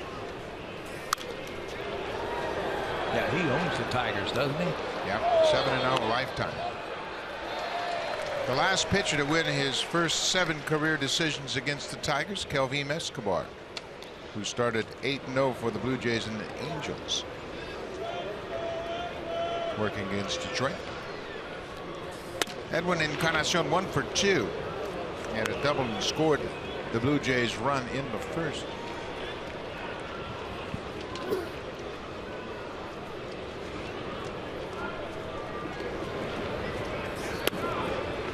Blue Jays scored 2 runs in the first inning on Friday night and ended up losing that game 8-3. They had the lead with a run in the third. They led 1-0 going into the bottom of the 6th, and then Tampa Bay erupted for 5 runs against Estrada. There's a drive to center field, but Kiermaier's got plenty of room. 2 away.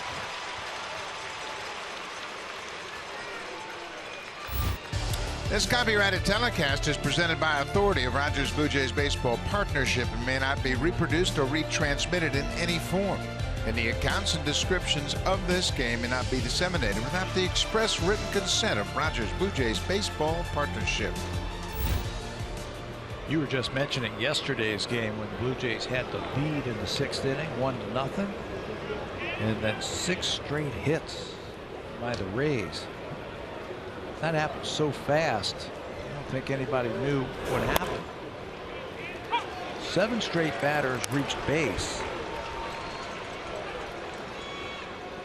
6 straight at bats with a hit.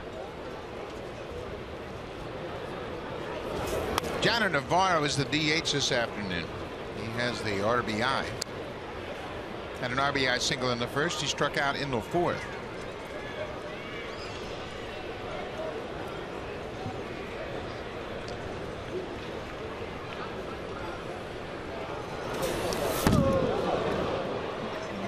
Back to the backstop. For his career, Chris Archer has averaged exactly 6 innings pitched against the Blue Jays in his 18 career starts, and he's averaged exactly 6 strikeouts per outing against the Blue Jays, and they've hit just .216 against him. This is a lot like his career stats right here. They are playing out this afternoon. He has 9 strikeouts. He has double-digit strikeouts 6 times, second in the American League to David Price, who's had double-digit strikeouts 7 times. This is popped up in shallow center. Duffy out. Kiermaier coming in. The center fielder calls for it, makes the catch. Another quick inning for Chris Archer. The Blue Jays down in order. They're half of the 6th.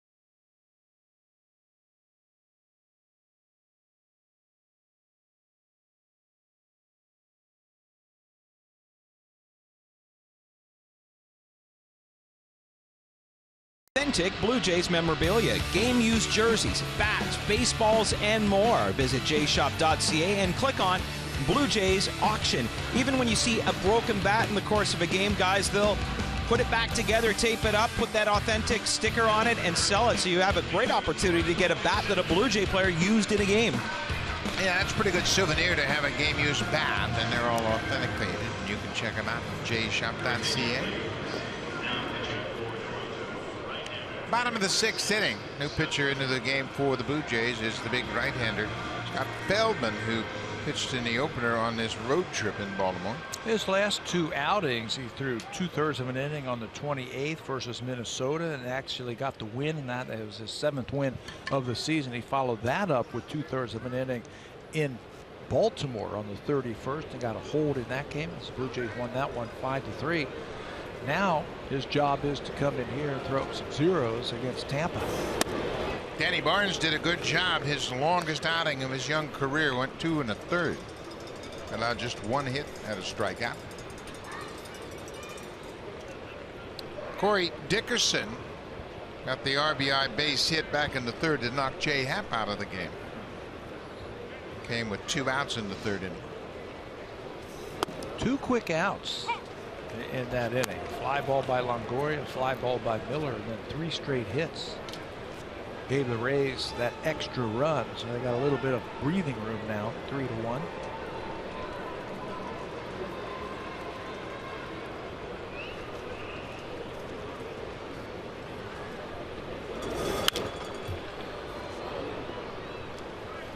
One and 2 to Dickerson. The Rays have scored 3 runs on 7 hits. The Blue Jays have 1 run on 4 hits. Jay Happ was the starter. He is charged with the 3 runs. They came on 6 hits over 2 2/3 innings.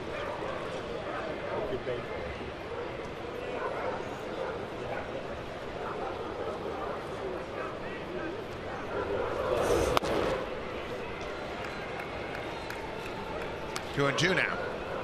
I'm starting to hear a lot of barking sounds here. You hear that in our headphones? Dogs are getting hungry. Yeah. They want to see some action here in this ball game.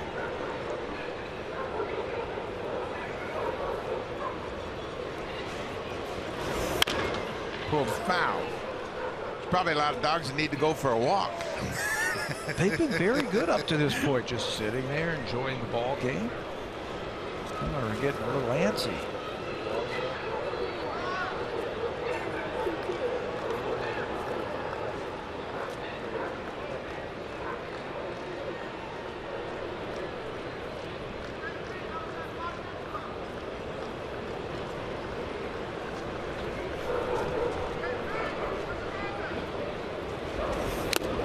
Foul tip held on to by Russell. Martin Feldman strikes out Dickerson.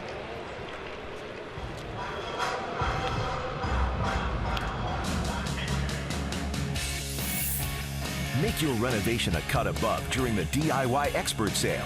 Only at Home Building Center and Home Hardware Building Center.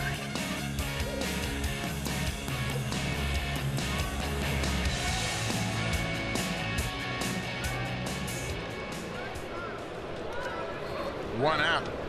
Catcher Bobby Wilson has flied out twice. It's the first pitch strike. The Blue Jays won 2 of 3 from the Orioles starting this road trip, and now they've lost the first 2 games against Tampa Bay. They've been swept twice this season, both at Rogers Center. The Rays did it back in May, and the White Sox did it in April. How many times the Blue Jays have been swept in a series this season? When you are in a pennant chase and you're trying to nail down a spot in the playoffs, that's what you want to try to avoid, getting swept by teams. Get that first win in a 3-game series. That first win in the first game, and then you're always trying to win series. That's where you want to do it. Just keep adding on to those winning series, and before you know it, you're in first place. You got to avoid these types of series. The Boston Red Sox beat the Rays on Wednesday afternoon before they flew out to Oakland. They won the first 2 games against Oakland in convincing fashion. They beat Oakland 16-2 on Friday behind David Price, and then Rick Porcello won his 19th game yesterday afternoon as the Red Sox won 11-2. So they've been scoring a lot of runs lately. They haven't hit a ton of home runs. They're just wearing them out, haven't they? Now on Friday night they scored 16 runs on 17 hits and hit 1 home run. Travis Shaw hit a 3-run home run, his 15th, as he drove in 5 runs with a 3-hit night. Full count to Bobby Wilson. Pulls it on the ground. Big hop for Donaldson. He's got time. 2 away.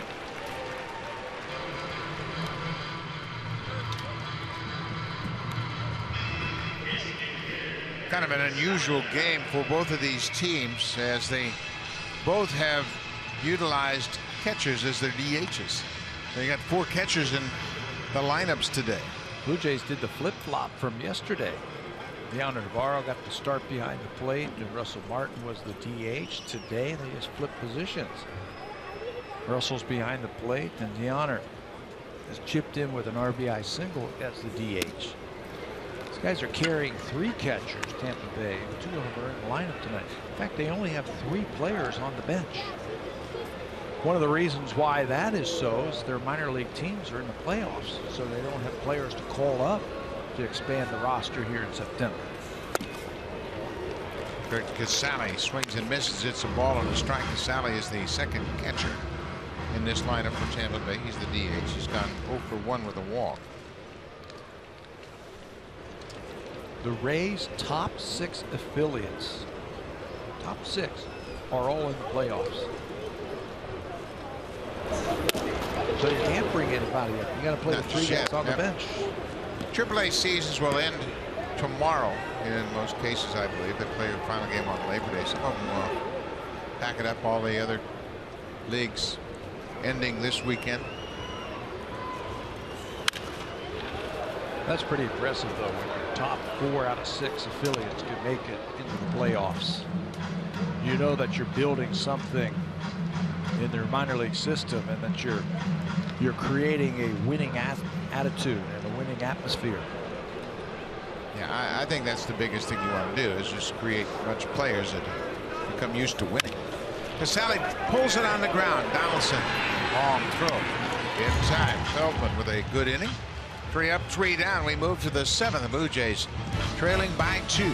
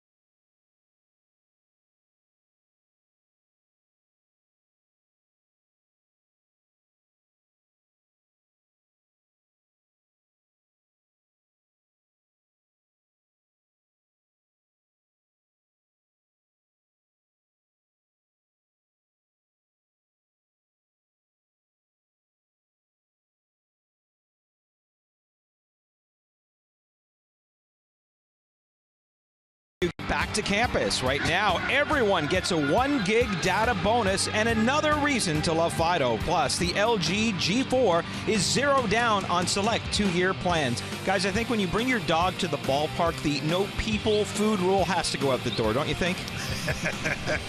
It's hard to have a hot dog and eat it right in front of your pet, I'm sure. But a lot of fans have brought their dogs to the park today. Look at that poor dog looking at the nachos. He wants some of that nachos and cheese, doesn't he? Share. Russell Martin. He's gone 0 for 2. He was called out on strikes back in the 4th, and that led to the ejection of John Gibbons, the manager. He didn't like the call, then let the home plate umpire know. Pat Hobart threw him out of the ballgame. And since that at bat, Blue Jays have had 1 base runner. That was the Devin Travis base hit in the 5th inning. You got to figure that Chris Archer is getting towards the end of his afternoon. That last pitch was his 102nd pitch of the afternoon. He hasn't labored at all. He's had a good delivery. Brad Boxberger loosening up. Russell Martin takes ball 4, he thought. Late call by the home plate umpire. Martin had dropped the bat. He was headed to first. Thought that ball was up and in. Haven't called that high strike much this afternoon, but he got it that time on Russell. High fly ball to left. Dickerson backing up at the track, at the wall, right up against the wall, and makes the catch. He just drifted back, got up against the wall, jumped and caught the ball right before it hit against the wall. Let's check in with Jamie Campbell.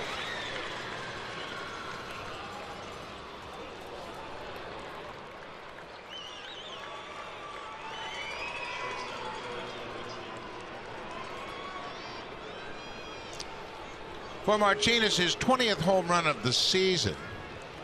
Daniel Norris is the starter for the Tigers. He's given up a run on 1 hit over 3 innings and has 4 strikeouts.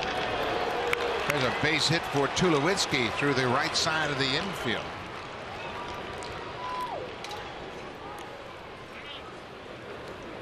Chris Archer is 8-17 with a very good earned run average, .410, and that's it for him as Kevin Cash made a quick call to the bullpen. Archer 105 pitches, and his day has come to an end here. With 1 out in the 7th, he goes 6 1/3. He's allowed just 4 hits and has the lead, in line for his 9th win of the season.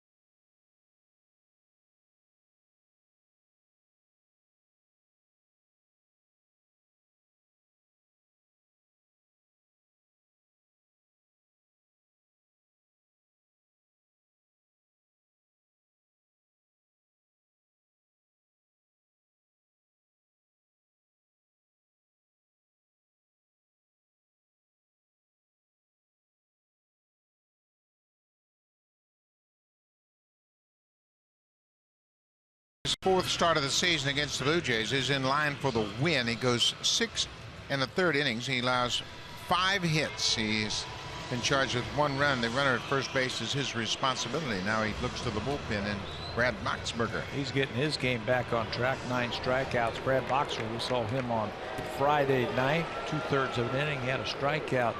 Been battling some injuries this year. That's why he's only pitched in 14 ball games. But last year, he's one of 5 Ray pitchers to have a 40-save season. In fact, he led the American League in saves last year with 41. Now he's pitching towards the end, but he's not the closer this year. Yeah, he had surgery. He started the season on the DL. He wasn't activated until May 30th. And then he had another stint on the surgery in June. 6 weeks again. So his season has been interrupted twice. He's got a good arm, good changeup. That's his bread and butter pitch that he can use at any time. Can't just sit on his hard fastball.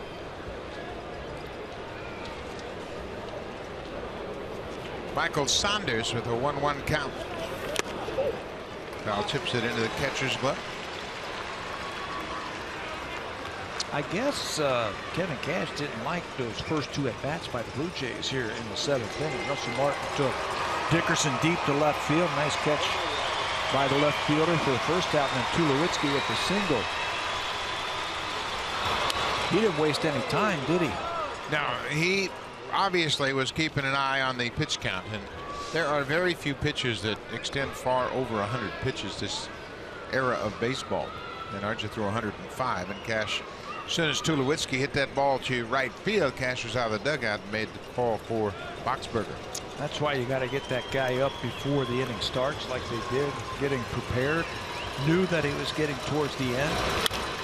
Ground ball pulled into right field. Tulowitzki will stop at second. Saunders picks up a base hit. Back-to-back 1-out singles here in the 7th.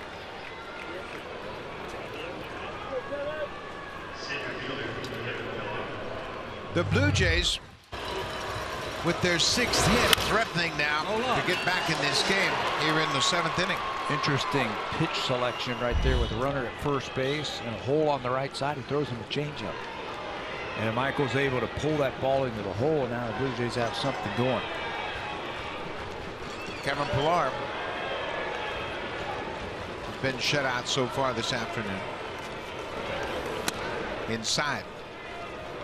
The Blue Jays have not homered in back-to-back games here in Tampa Bay. They've not homered in 2 straight. 5 times this season they've not homered in back-to-back games. They've never gone homerless in 3 straight this season. This is a great time for one. Get their first one right here.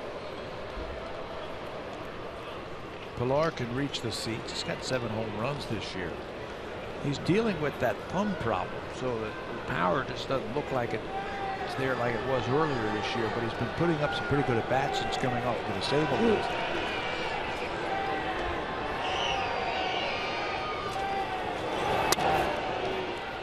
Makes a close pitch. 2 balls and a strike.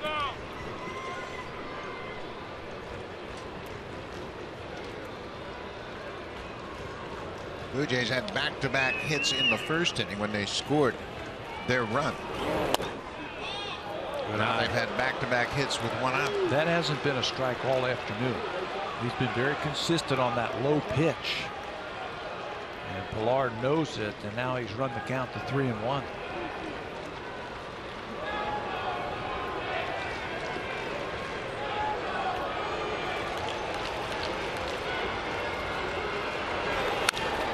We got a good pitch to hit.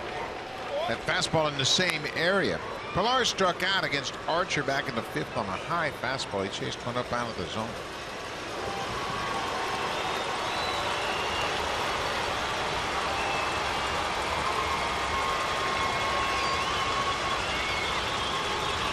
Full count. Ball 4. That'll load the bases. The Blue Jays happy to see Chris Archer out of the game. They have loaded the bases with 1 out for Devin Travis, who singled his last time up. Well, they're going with their best relievers right here. Boxberger 7th, maybe even the 8th. Colomé, you get the starter out of there. 9 strikeouts, that's great, but it runs up that pitch count. You can only pitch into the 7th inning. Now the Blue Jays have been searching for 3 games now for a big base hit. Where is it?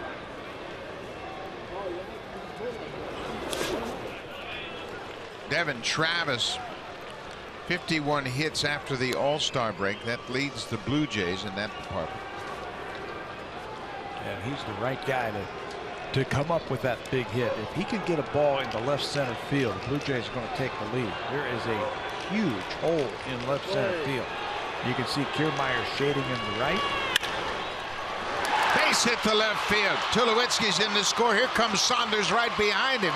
And Devin Travis has tied this game with a 2-run single to left. They've been waiting for a big base hit.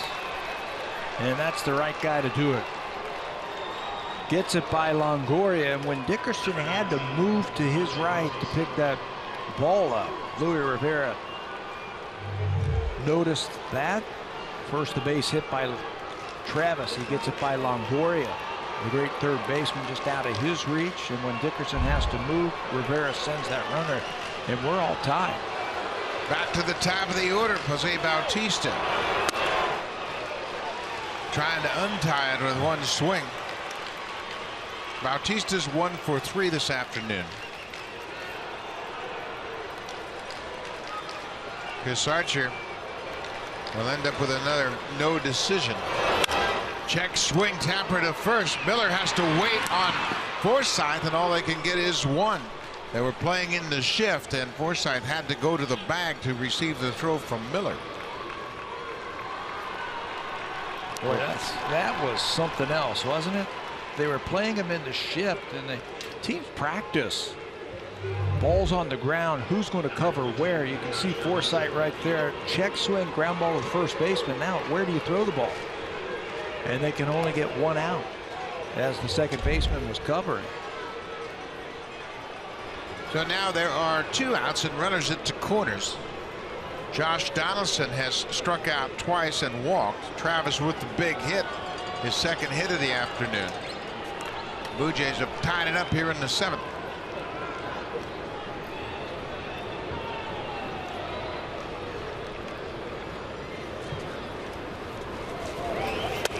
Donaldson trying to extend his hit streak. He came in with a 12-game hit streak.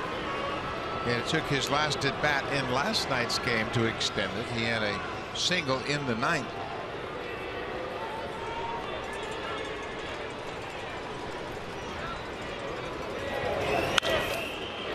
Popped it back over the screen and out of play.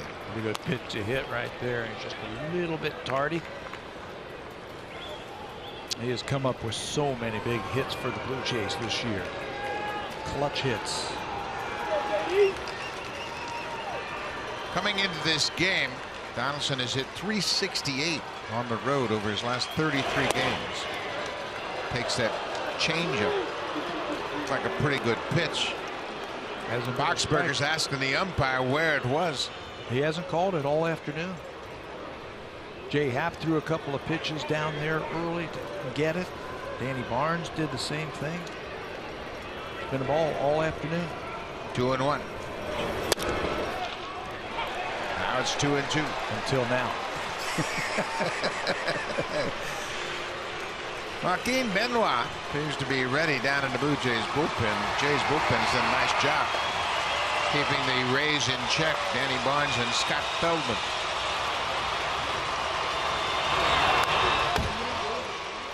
Fouled straight back. Barnes went 2 1/3. Feldman with a 3 up, 3 down 6th, and now it appears that Benoit will come in to work the 7th. Now that the Blue Jays have tied it, hopefully take the lead. They got a great RBI man at the plate. Josh has driven in 92. Full count. Donaldson is so good at loading up for every single pitch and laying off borderline pitches. The walk he drew in the 3rd was his 88th walk of the season, and troubles on deck for Tampa Bay. There goes Bautista, ball 4. Donaldson walks for a 2nd time, and Encarnacion will come to the plate with the bases loaded.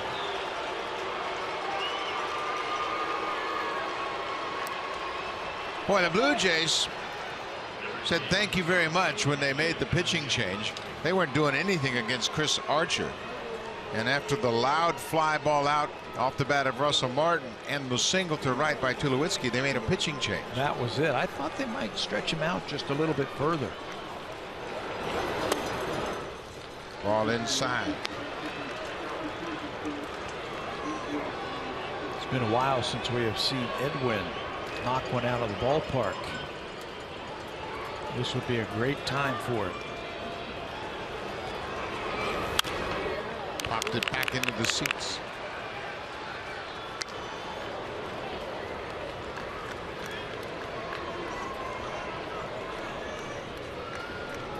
Nine grand slams in his career.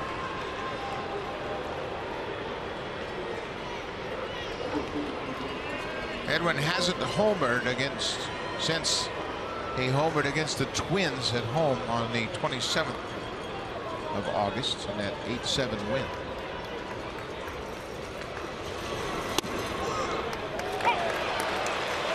Tough strike.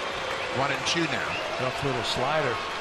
Chance for Edwin to put some distance between those other RBI guys here in the American League. We were talking about that earlier today. Pujols and Ortiz getting a little bit closer to Edwin. Popped up over near the Rays dugout. Long run from Miller. He gets there and ends the inning. The Blue Jays tie it up, but they leave the bases loaded. Devin Travis, a 2-run single, drives home Tulowitzki and Michael Saunders. It's 3-3, bottom of the 7th.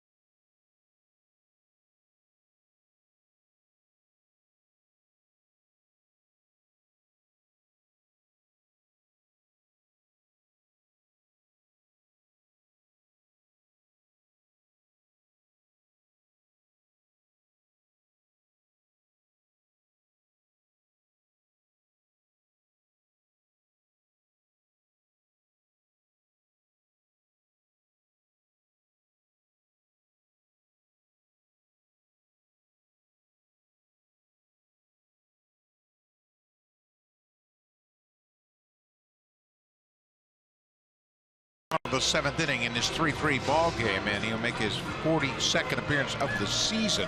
He's been a real addition to this Blue Jays bullpen. And first in this series against Tampa Bay, last worked on the 31st at Baltimore, where he picked up a hold in a clean inning, had a walk in that inning. Yeah, he has really taken over that 7th inning. He pitches with a lot of experience and a lot of guile.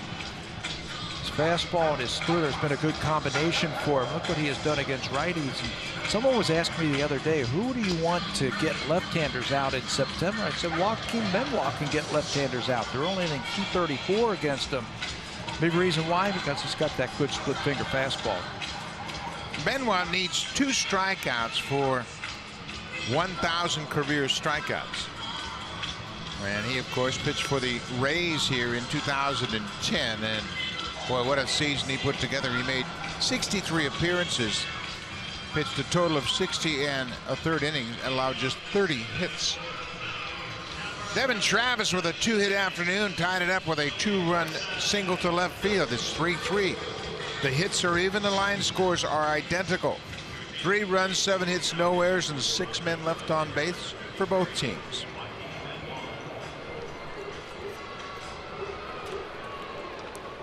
Top of the order, Benoit. He gets the toughest part of the lineup to start the 7th. I think that's why he is in here, especially after the Blue Jays tied it up against Forsythe. Last time at the plate, Forsythe had his streak of 6 straight at bats reaching base snapped. That was against Danny Barnes. He reached 10 of 13 plate appearances in this series.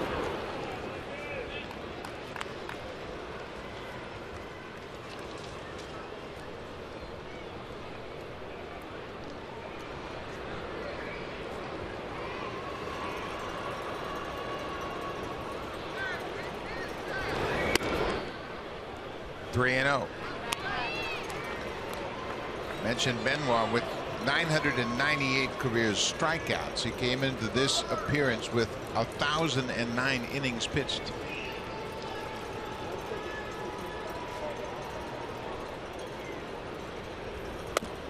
There's a strike. He parlayed that great season here in Tampa Bay to a nice little free agent contract, didn't he? Signed with the Tigers after that great season. Spent 3 years with Detroit. Did a good job for that ball club. This guy's a hitting machine. Doesn't make any difference who's pitching. Logan Forsythe has his 2nd hit of the afternoon. 3rd time he's been on base out of 4 plate appearances. Well, he gets himself into good counts. That's what we have noticed in this series, and then he doesn't miss his pitch. 3-1 fastball right there. You know what he should do for the rest of the season? He should go up to the plate and envision the pitcher wearing a Blue Jay uniform. And if he does that, he's going to hit 400. Because that's what he's doing against the Blue Jays this year. 2 more hits in 3 at-bats today. Kevin Kiermaier is 1 for 3. Kiermaier's a threat to bunt. Not bunting here, and he slashes it into the seats. Donaldson really in tied at 3rd, guarding against that bunt. His bunt yesterday might have been the key play in that 5-run 6th inning for Tampa Bay. He laid down a beauty when everybody in the ballpark knew that he was going to sacrifice those runners. 1st and 2nd, nobody out, and he dropped down a perfect bunt. Estrada's play was late at 1st. It was an infield single for Kiermaier and loaded the bases. There he shows bunt and bunts it foul. Martin quickly goes to 2nd, but umpire at home calls it foul.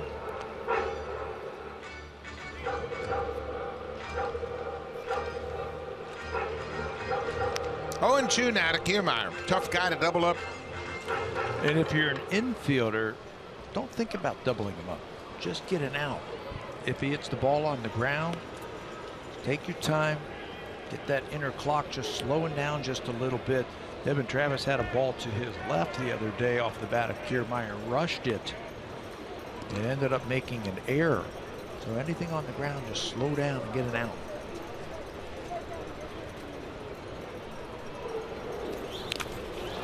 There's that split. He got a piece of it and it's fouled into the dirt. Yeah, that Kiermaier ground ball came on Friday night in the 3rd inning with Forsythe at first, and it looked like a tough ball to turn 2 on because it wasn't really that sharply hit. He had to go to his left and booted it in an effort to turn 2. He got ahead of himself a bit. That contributed to the Rays scoring their 2nd run of the game, and that tied it up in the 3rd. And he was reminded by Luis Rivera after the ball game that, you know, tough to double up that guy and just make sure that you get an out somewhere if he hits you a ground ball.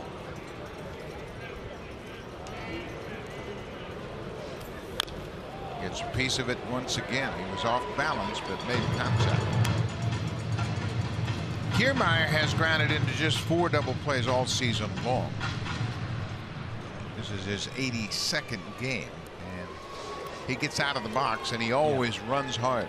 I think the only way you get him on a double play, maybe a line drive to the first baseman, you can step off first, or a one hopper to the shortstop. You can see Tulowitzki is shading him up the middle.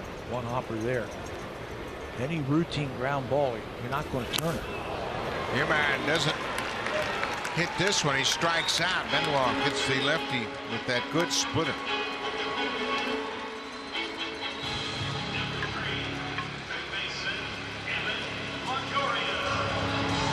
So 1 away, Evan Longoria had an RBI double in his first at bat way back in the 1st inning. He is the leader in just about every offensive category in this franchise history, including the last one we saw, 118 home runs here at Tropicana Field.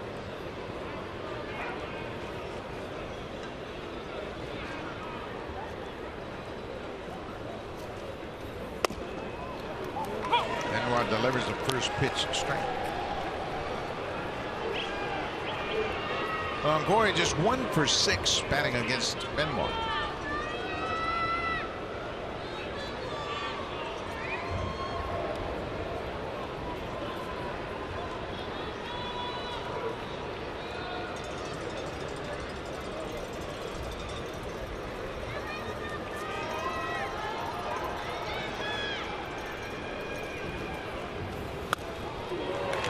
Fastball. 0-2.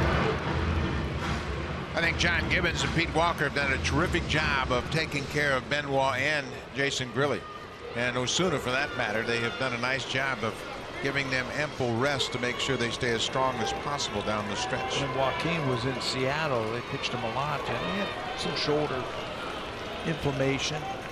Coming over the Blue Jays, they've given him enough time to rest up when they need it. And when he gets 2-3 days off between appearances, the fastball's got a little bit more juice to it.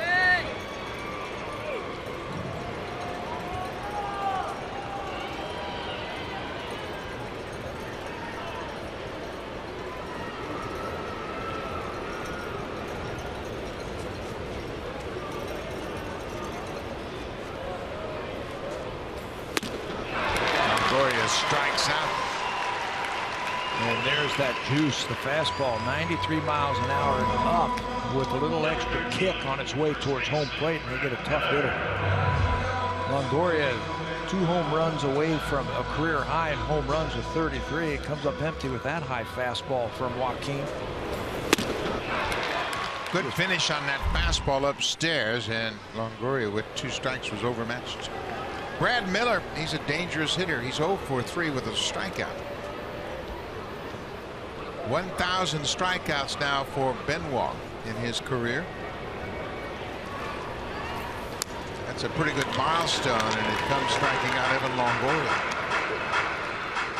We've seen it all series long. Balls getting thrown out of play, getting authenticated for some milestone hits, and now a strikeout.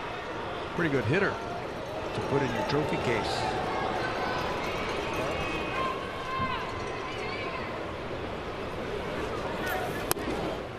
Brad Miller is 0 for 3 with a strikeout, but he's a power threat. 26 home runs. He's had an RBI 30 RBIs over his last 30 games.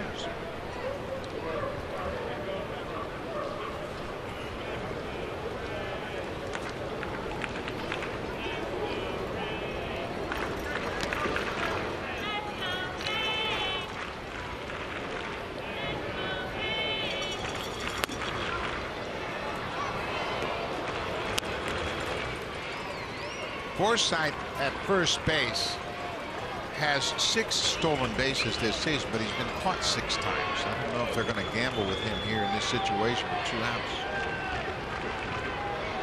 Not with a guy who can score you from first base just as easy. He's got some extra base pop in that bat. So 25 doubles, 5 triples, and 26 home runs. That's foul out of play. Benoit's doing a good job of holding the ball just in case Forsythe is thinking about running. They might try and do something now with 2 strikes and 2 outs on Miller, knowing that Benoit likes to use that split finger fastball. Can be a little more aggressive playing at home than sitting where you are in your lineup with the cleanup hitter batting.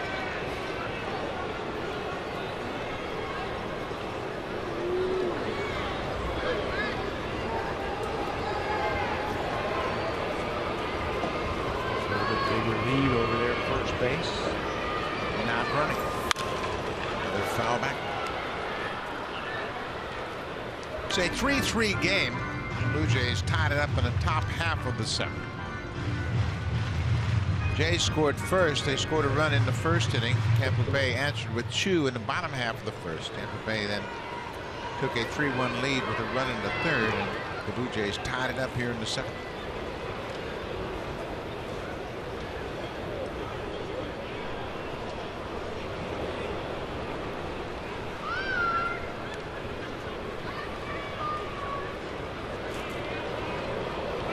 Forsythe, swing and a miss.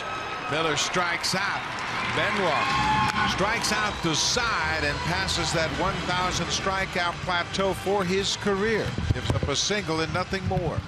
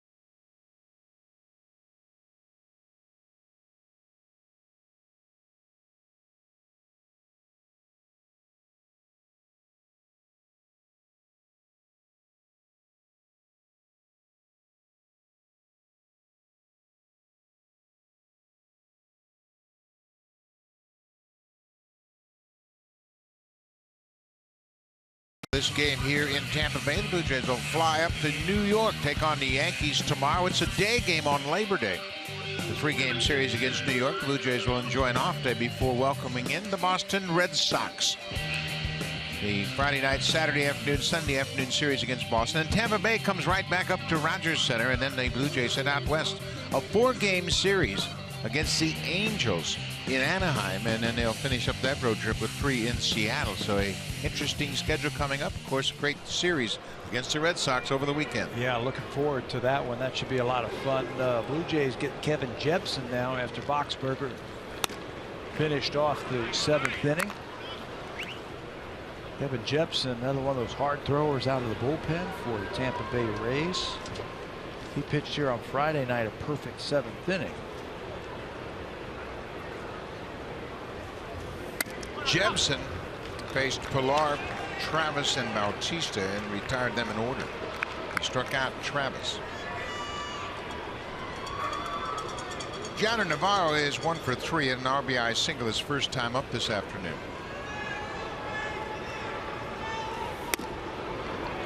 Janner's a good hitter, and he's a good situational hitter, and this looks like it might be the first opportunity for Dalton Pompey. Yes, just thinking about that. The count is 3-0. If he gets aboard, you could bring in Dalton to put a little bit more speed on the bases.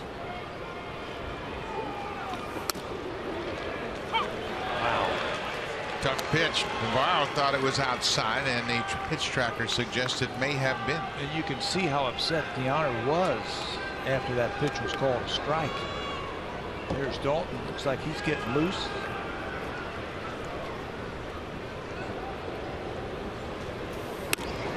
There's ball 4. A leadoff walk here in the 8th. And here comes Pompey, his first appearance this season in the big leagues.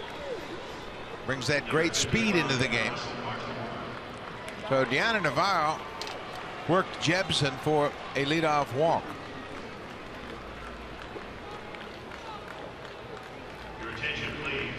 So now Pompey is in as the designated hitter. He's pinch running at first base. Great at bat by Navarro. He'll give way to Pompey. Dalton, you mentioned the big stolen bases he had in September and in the playoffs for the Blue Jays. This is a good time to run. Wilson's only thrown out 1 of 9 base runners this year. Pompey had 18 steals in AAA with the Bisons. He was caught 7 times. There he goes. He got a great jump. Throw from Wilson right on the money, but not in time. Dalton Pompey not wasting any time. Everybody in the ballpark knew he was running, and he steals it. Tampa Bay is probably going to have a look at the play at second. That Pompey got a terrific jump at first. Watch the quick twitch as he is in full speed after 1 step. Head down, stay low to the ground, and he's safe. Well, Wilson made a terrific throw, but Pompey was in safely before the ball got there. Yeah, that one's not even close. I don't know what they're waiting for. But his hands were on the bag before the ball was even in the glove. That's a good base stealer. When everybody in the ballpark knows you're taking off, you go on the first pitch, and there are the hands right on the base. Now Russell's job is to move them. Pompey had 2 stolen bases in Game 6 of the ALCS last year. He came in the 9th inning, stole 2nd and 3rd. Might do the same thing here.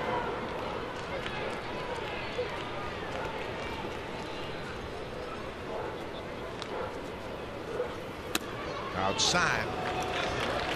Well, what a different story since Archer left the ball game. Blue Jays almost like they were re-energized once they saw Archer walking off the mound. I know the fastball and the slider wasn't the same. Maybe a little bit easier to hit. High and deep and way back. Russell Martin has just given the Blue Jays the lead.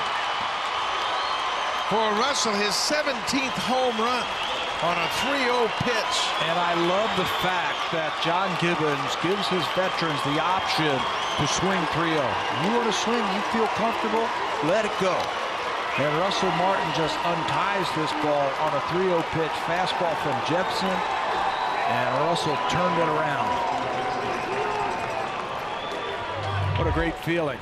Here comes the fastball, and there it goes. He knows he got it. Home run number 17, RBIs 63 and 64 for Martin. First home run of the series for the Blue Jays, and it comes at a great time, late in a ball game, to untie it. Second time Russell has hit a 3-0 home run in his career. How about John Gibbons using Navarro as the DH today? And DeHonor drove in a run in the first and gets a leadoff walk here in the 8th. So he puts both of his catchers in the game, and they have an impact.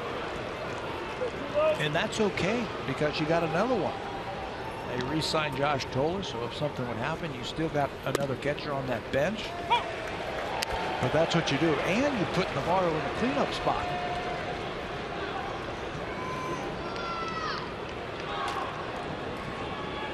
Navarro, he's such a good ball player. He adds so much even when he's not in the game. It's a great acquisition to bring him back.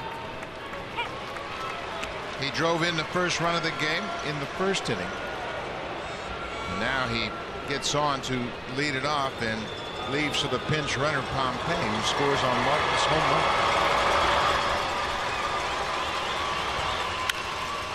The Blue Jays had not homered in 2 straight games here, and we were talking about that they'd gone 5 times this season when they hadn't homered in back-to-back games, and never this season have they been gone 3 games without hitting a home run. Boy, that was a pretty swing too.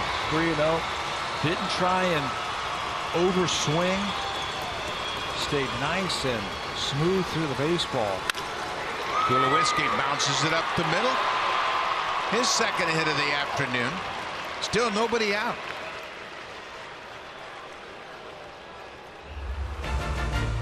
Blue Jays on Sportsnet. Presented by the all-new 2017 Ridgeline. A lot of things have changed, but one thing hasn't. Honda, official vehicle of the Toronto Blue Jays. Proud fan since 1977.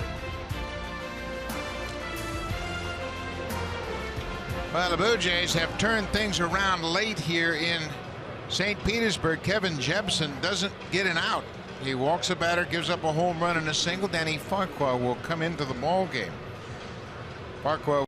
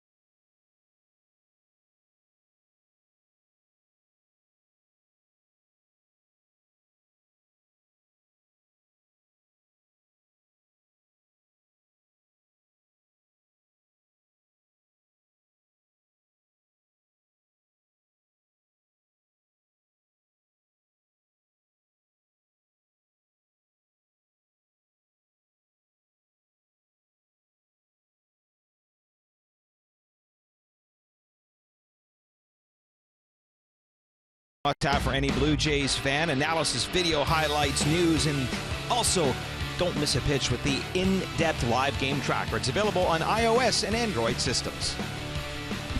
Danny Farquhar throws the first pitch breaking ball to Michael Saunders. Farquhar picked up the win in relief on Friday night. He was the benefactor of the Rays scoring 6 runs in the 6th and the 7th inning to win that game going away 8-3. That was his first win as a Tampa Bay Ray.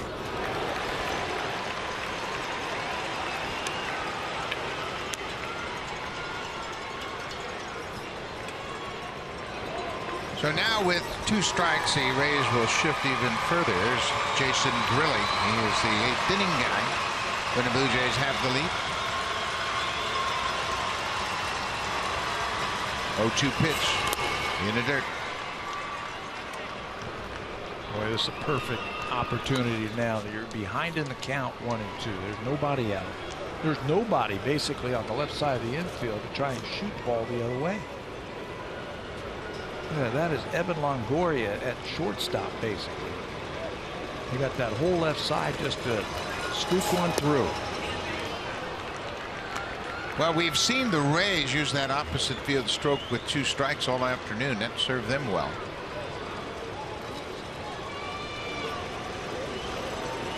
Two and two now. Tulowitzki at first with his second base hit of the afternoon. He's 2 for 4. Rogers strikes out. First out of the inning. Russell Martin with a 2-run home run here in the 7th. And you go back over his last 18 games. Russell has hit .343 with 9 home runs and 24 RBIs. You talk about a guy that's smelling the postseason. Russell has really ratcheted up a notch. Salary drive, going after it right there. Remember early in the year, everybody is saying, what's wrong with Russell Martin? And John Gibbons kept saying, hey, don't worry about it. By the end of the season, my veterans will have the type of seasons that they've had for a long time. And Russell is closing in on the numbers that he normally has. Russell hit 23 home runs and drove in 77 last year. With that home run, he has now hit 17 homers and had 64 RBIs. So his numbers from a year ago are well within reach.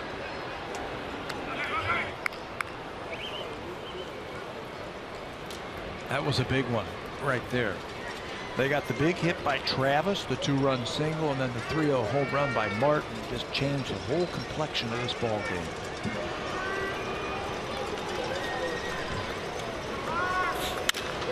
Pilar goes the other way with 2 strikes, and he singles into right. Nice piece of hitting by Kevin Pilar. He's 1 for 3. Love to see that. Tough pitcher in Farquhar. And a tough at bat by Pilar. You want to cut your swing down. You don't want to stride or overstride. And watch how Kevin just picks it up and just slows the bat down and just punches the ball the other way. Good piece of hitting right there.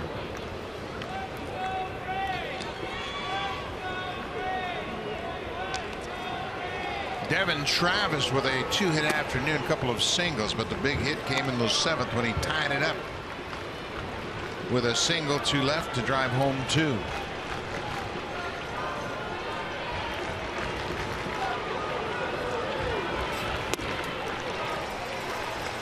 Ball on the strike.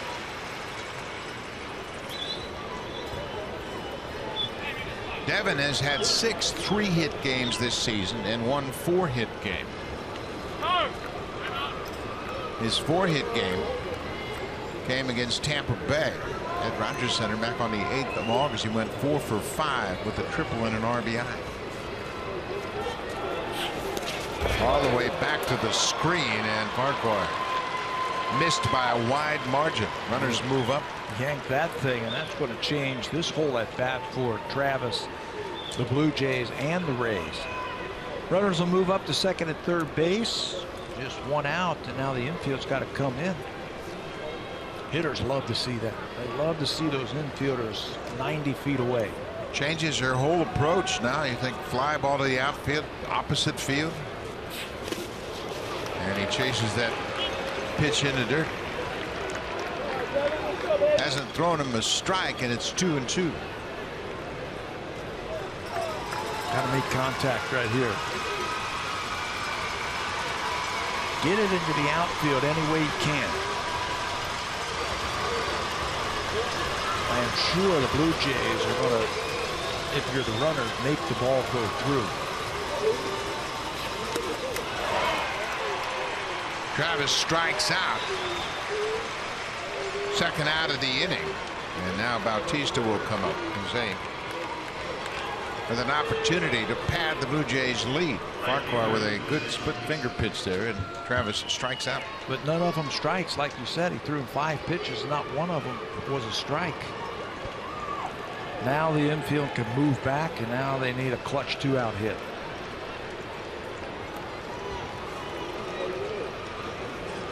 Blue Jays scored 2 in the 7th and 2 here in the 8th.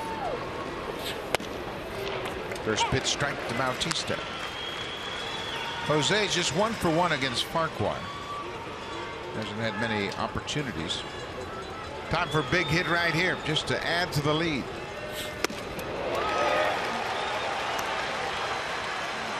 He came up with a bullet in last night's game in the 9th inning. That was off the column. Pulled the ball to left field. High fly ball. Right fielder Souza is there. The inning is over, but the Blue Jays take the lead. Russell Martin 2-run home run has made it 5-3 as we head to the bottom of the 8th. Now time for a Blue Jays Central update. Here's Jamie Campbell with Kevin Barker from the Samsung broadcast studio.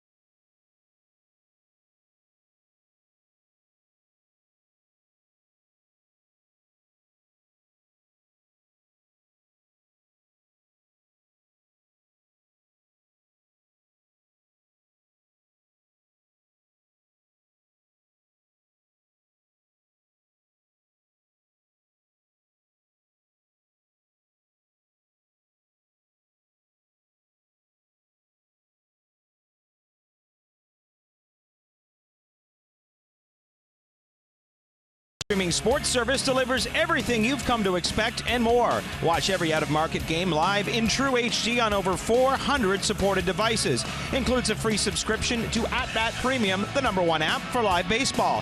Blackout and other restrictions apply. Visit MLB.tv for details. Well, we have a new game here at the Trop, guys. We head to the bottom of the 8th. Here's Buck and Pat. Thank you very much, Barry. Jason Grilli into the ball game for his 56th appearance of the season, and Joaquin Benoit struck out the side after a leadoff single in the 7th. Now it's over to the 8th inning man, Jason Grilli. Defensive changes. Melvin Upton Jr. is in left for Michael Saunders, and Ezequiel Carrera is in right for Jose Bautista. A couple of defensive moves here in the 8th.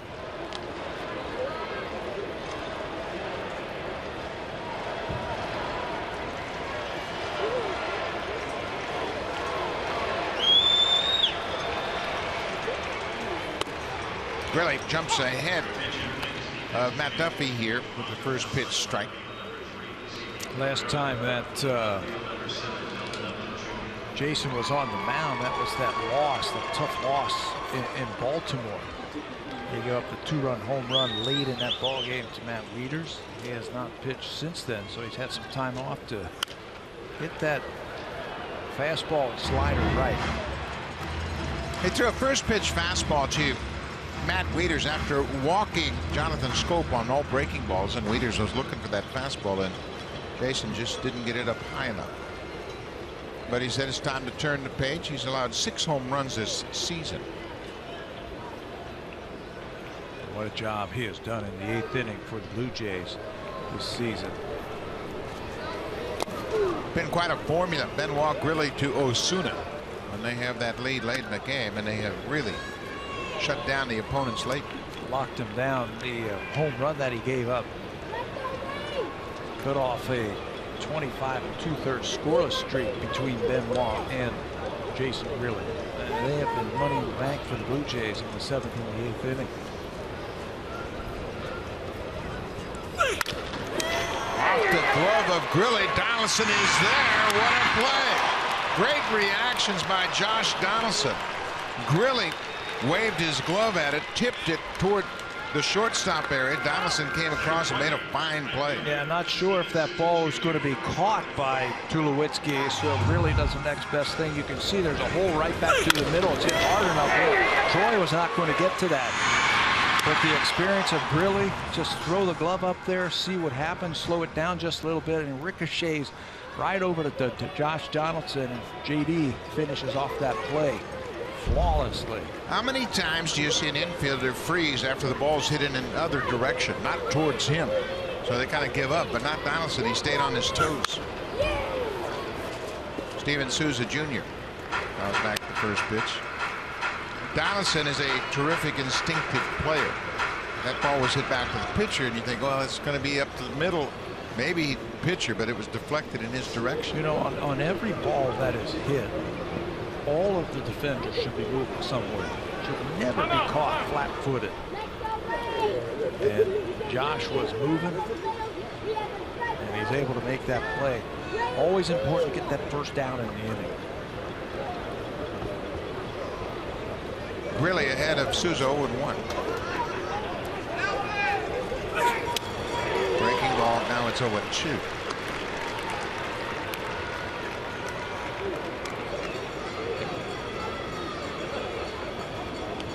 Boy, what a job the bullpen has done here this afternoon. Danny Barnes, 2 1/3. No runs on one hit. Feldman, a perfect inning with a strikeout. Benoit gave up a hit but strikes out the side. And now Grilly. He strikes out Souza. 2 up, 2 down here in the 8th. In 33 games now with the Blue Jays, he's found at least one batter in 30 of them. Crossing up Souza that time after throwing a good breaking ball. He just blew the fastball right by him.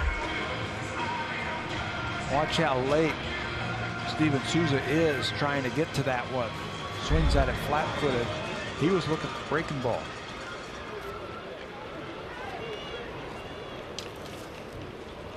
Corey Dickerson, he snapped an 0-for-18 streak with an RBI single in the 3rd. He struck out against Feldman in the 6th. We always talk about Russell Martin and how he gets big hits for the Blue Jays. He homered to give the Jays the lead. The Blue Jays are now 22-2 in the last 24 games when Russell Martin hits a home run. See if they can hold on today.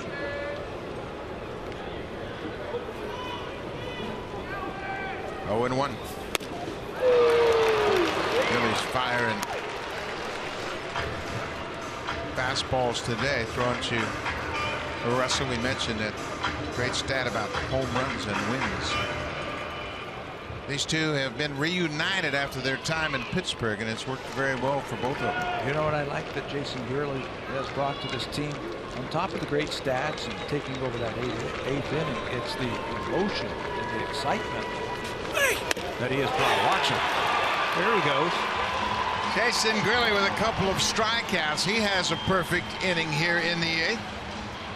And the Blue Jays have a 5-3 lead. When we come back, it'll be Donaldson, Encarnacion, and Pompey.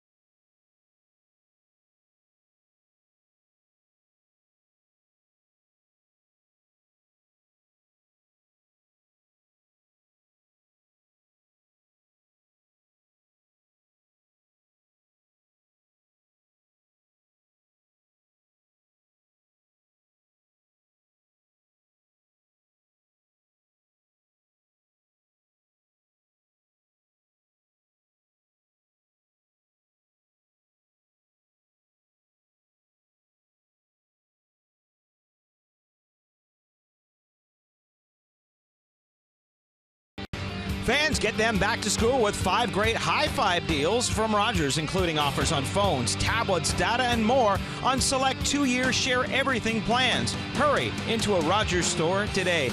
Guys, you mentioned the bullpen. 5 2/3 scoreless today. They've given up just 2 singles. What a job.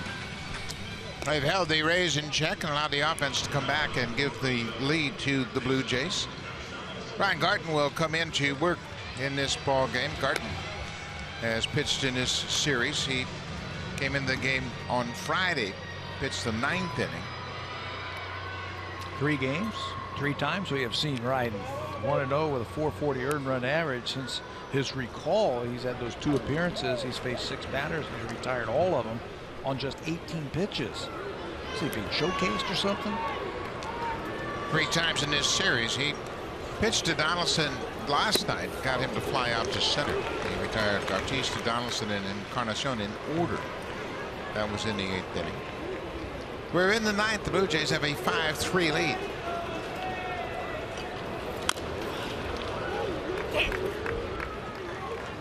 Donaldson looking to extend his hit streak. He's 0 for 2. He has walked twice and struck out twice. He extended the hit streak with a 9th inning at bat in last night's game. He singled to left.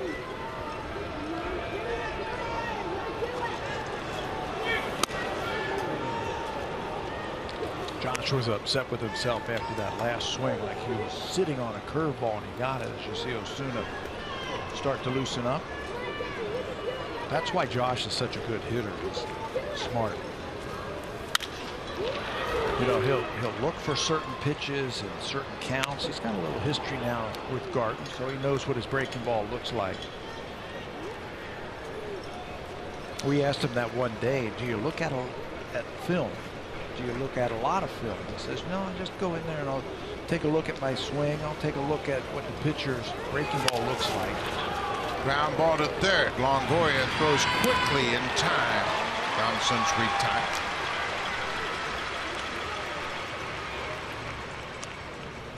Having great physical ability is half the equation of being a great hitter. You got to put the time in the work in, and you got to be smart.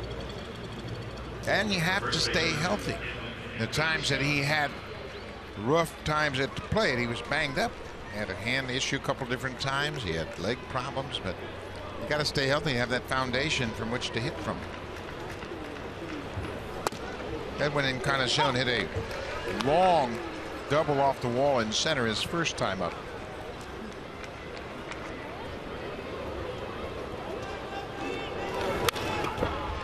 And he got a hanger there. That breaking ball stayed inside.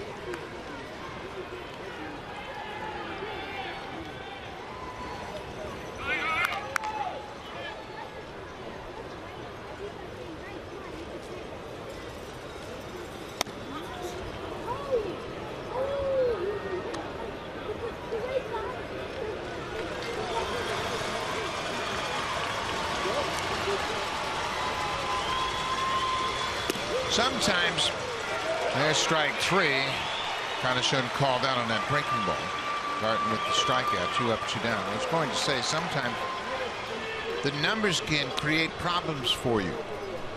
In the case of Tampa Bay today, making a pitching change after Chris Archer had thrown 105 pitches just because he was over 100 pitches. The Blue Jays weren't doing a thing against him. And maybe they could have got him through the 7th inning. He has thrown, you know, as high as 116 pitches. Dalton Pompey in his first at bat in the big leagues goes after the first pitch, grounds out to third. We'll go to the bottom of the 9th. The Blue Jays trying to salvage the final game of this 3-game series. They have a 5-3 lead. Roberto Osuna will come on for the save when we come back to St. Pete.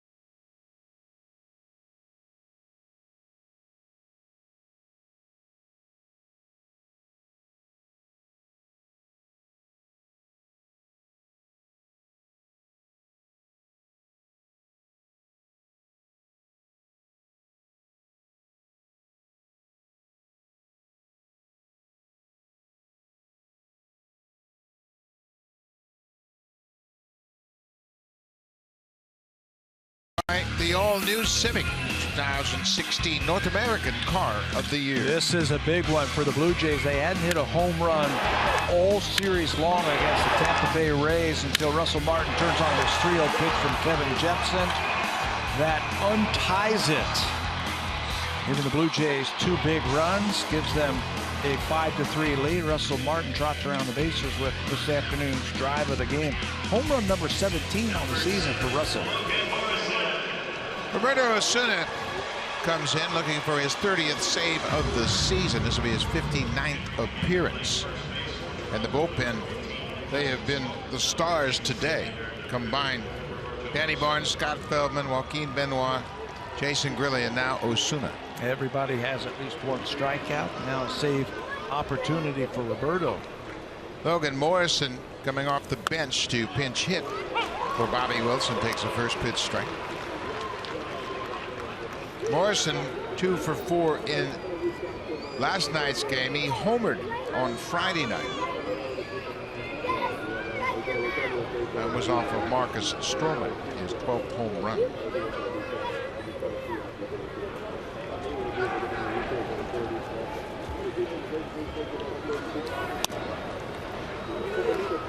Osuna 29 for 32 in save opportunities.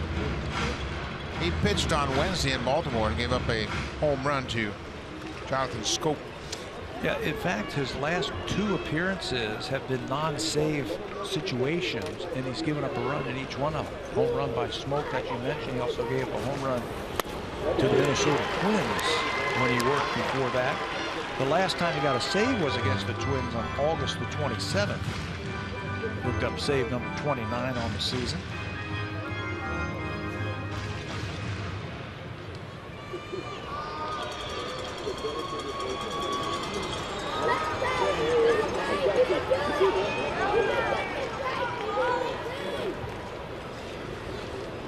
There's that hesitation that works so effectively, as Morrison just barely was able to foul it off. Osuna has 29 saves. He was tied with Alex Colomé, who picked up his 30th last night. Zach Britton of the Orioles leads with 40, and Francisco Rodriguez has 37. David Robertson of the White Sox has 33. Sam Dyson of the Rangers has 31.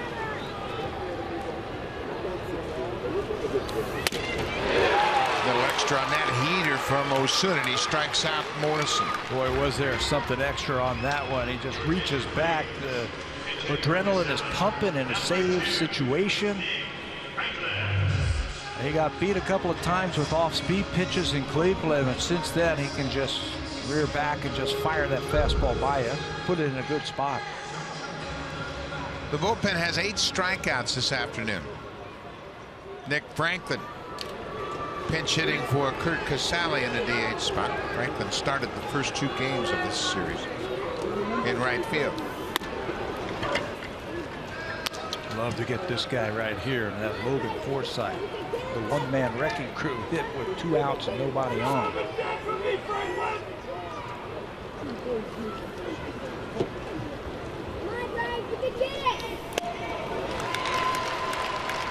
Reminder, the Red Sox and the A's are underway. That'll be following us right after this game. There's no score. Bottom of the first out in Oakland.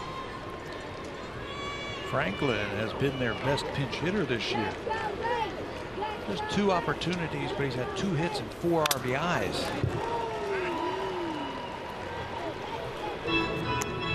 So Roberto's not taking any chances. Go with your best pitch.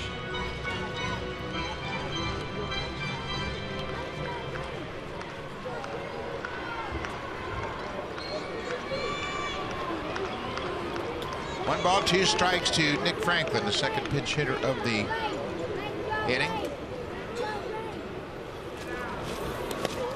Bounces that ball well in front of home plate. It's now 2-2.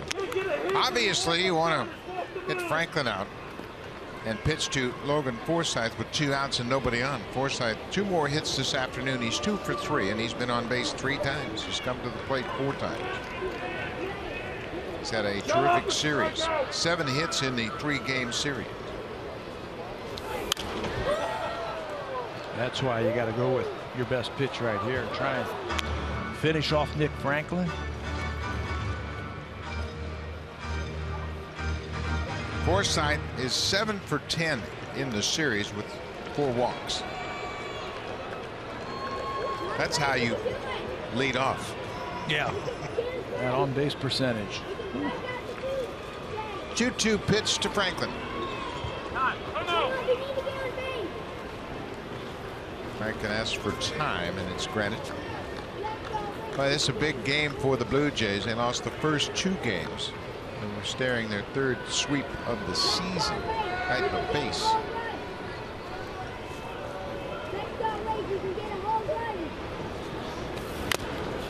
Martin tried to grab it as it hit off his glove, but it falls safely to the ground. Berto's got a pretty good fastball today. That one touched 98 upstairs, and Franklin was able to just get a piece of it. R.A. Dickey will start tomorrow against the Yankees. He'll be matched up against Masahiro Tanaka, and we'll have that for you. It all starts at 12:30 Eastern time. That's the pregame show.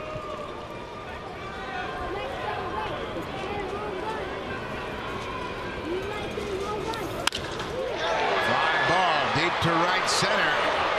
Carrera over, and they collide. He and Pilar collide. Carrera caught the ball. Kevin Pilar still on the ground. He looks to be okay, but Carrera just into the game defensively, and that's frightening. You know what's frightening about that is, remember, Kevin's had that problem with his left thumb, and as he goes and reaches for that ball with his glove, that's what looks like hits Carrera. He starts to call for it, and watch his left hand. He leaves his feet, and that left arm bangs right into Carrera. That could have been dangerous, but you're right. It looks like Kevin's okay. You can see his left hand is heavily bandaged to protect that thumb, and they both run a long way. It kind of split the 2 outfielders, but Pilar was calling for it. I'm sure Carrera was calling as well.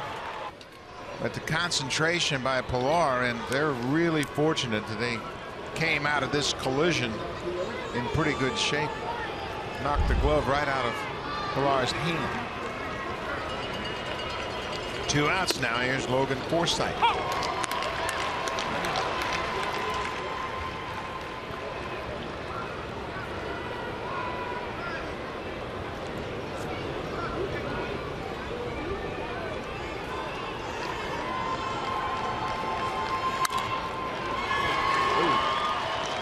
We haven't said that too many times in 3 days. Logan Forsythe down 0-2. Seems like every time he has come up this series, it's been 2-0 or 3-1. Now, the Blue Jay fans on the verge of seeing the first win by the team here in St. Petersburg.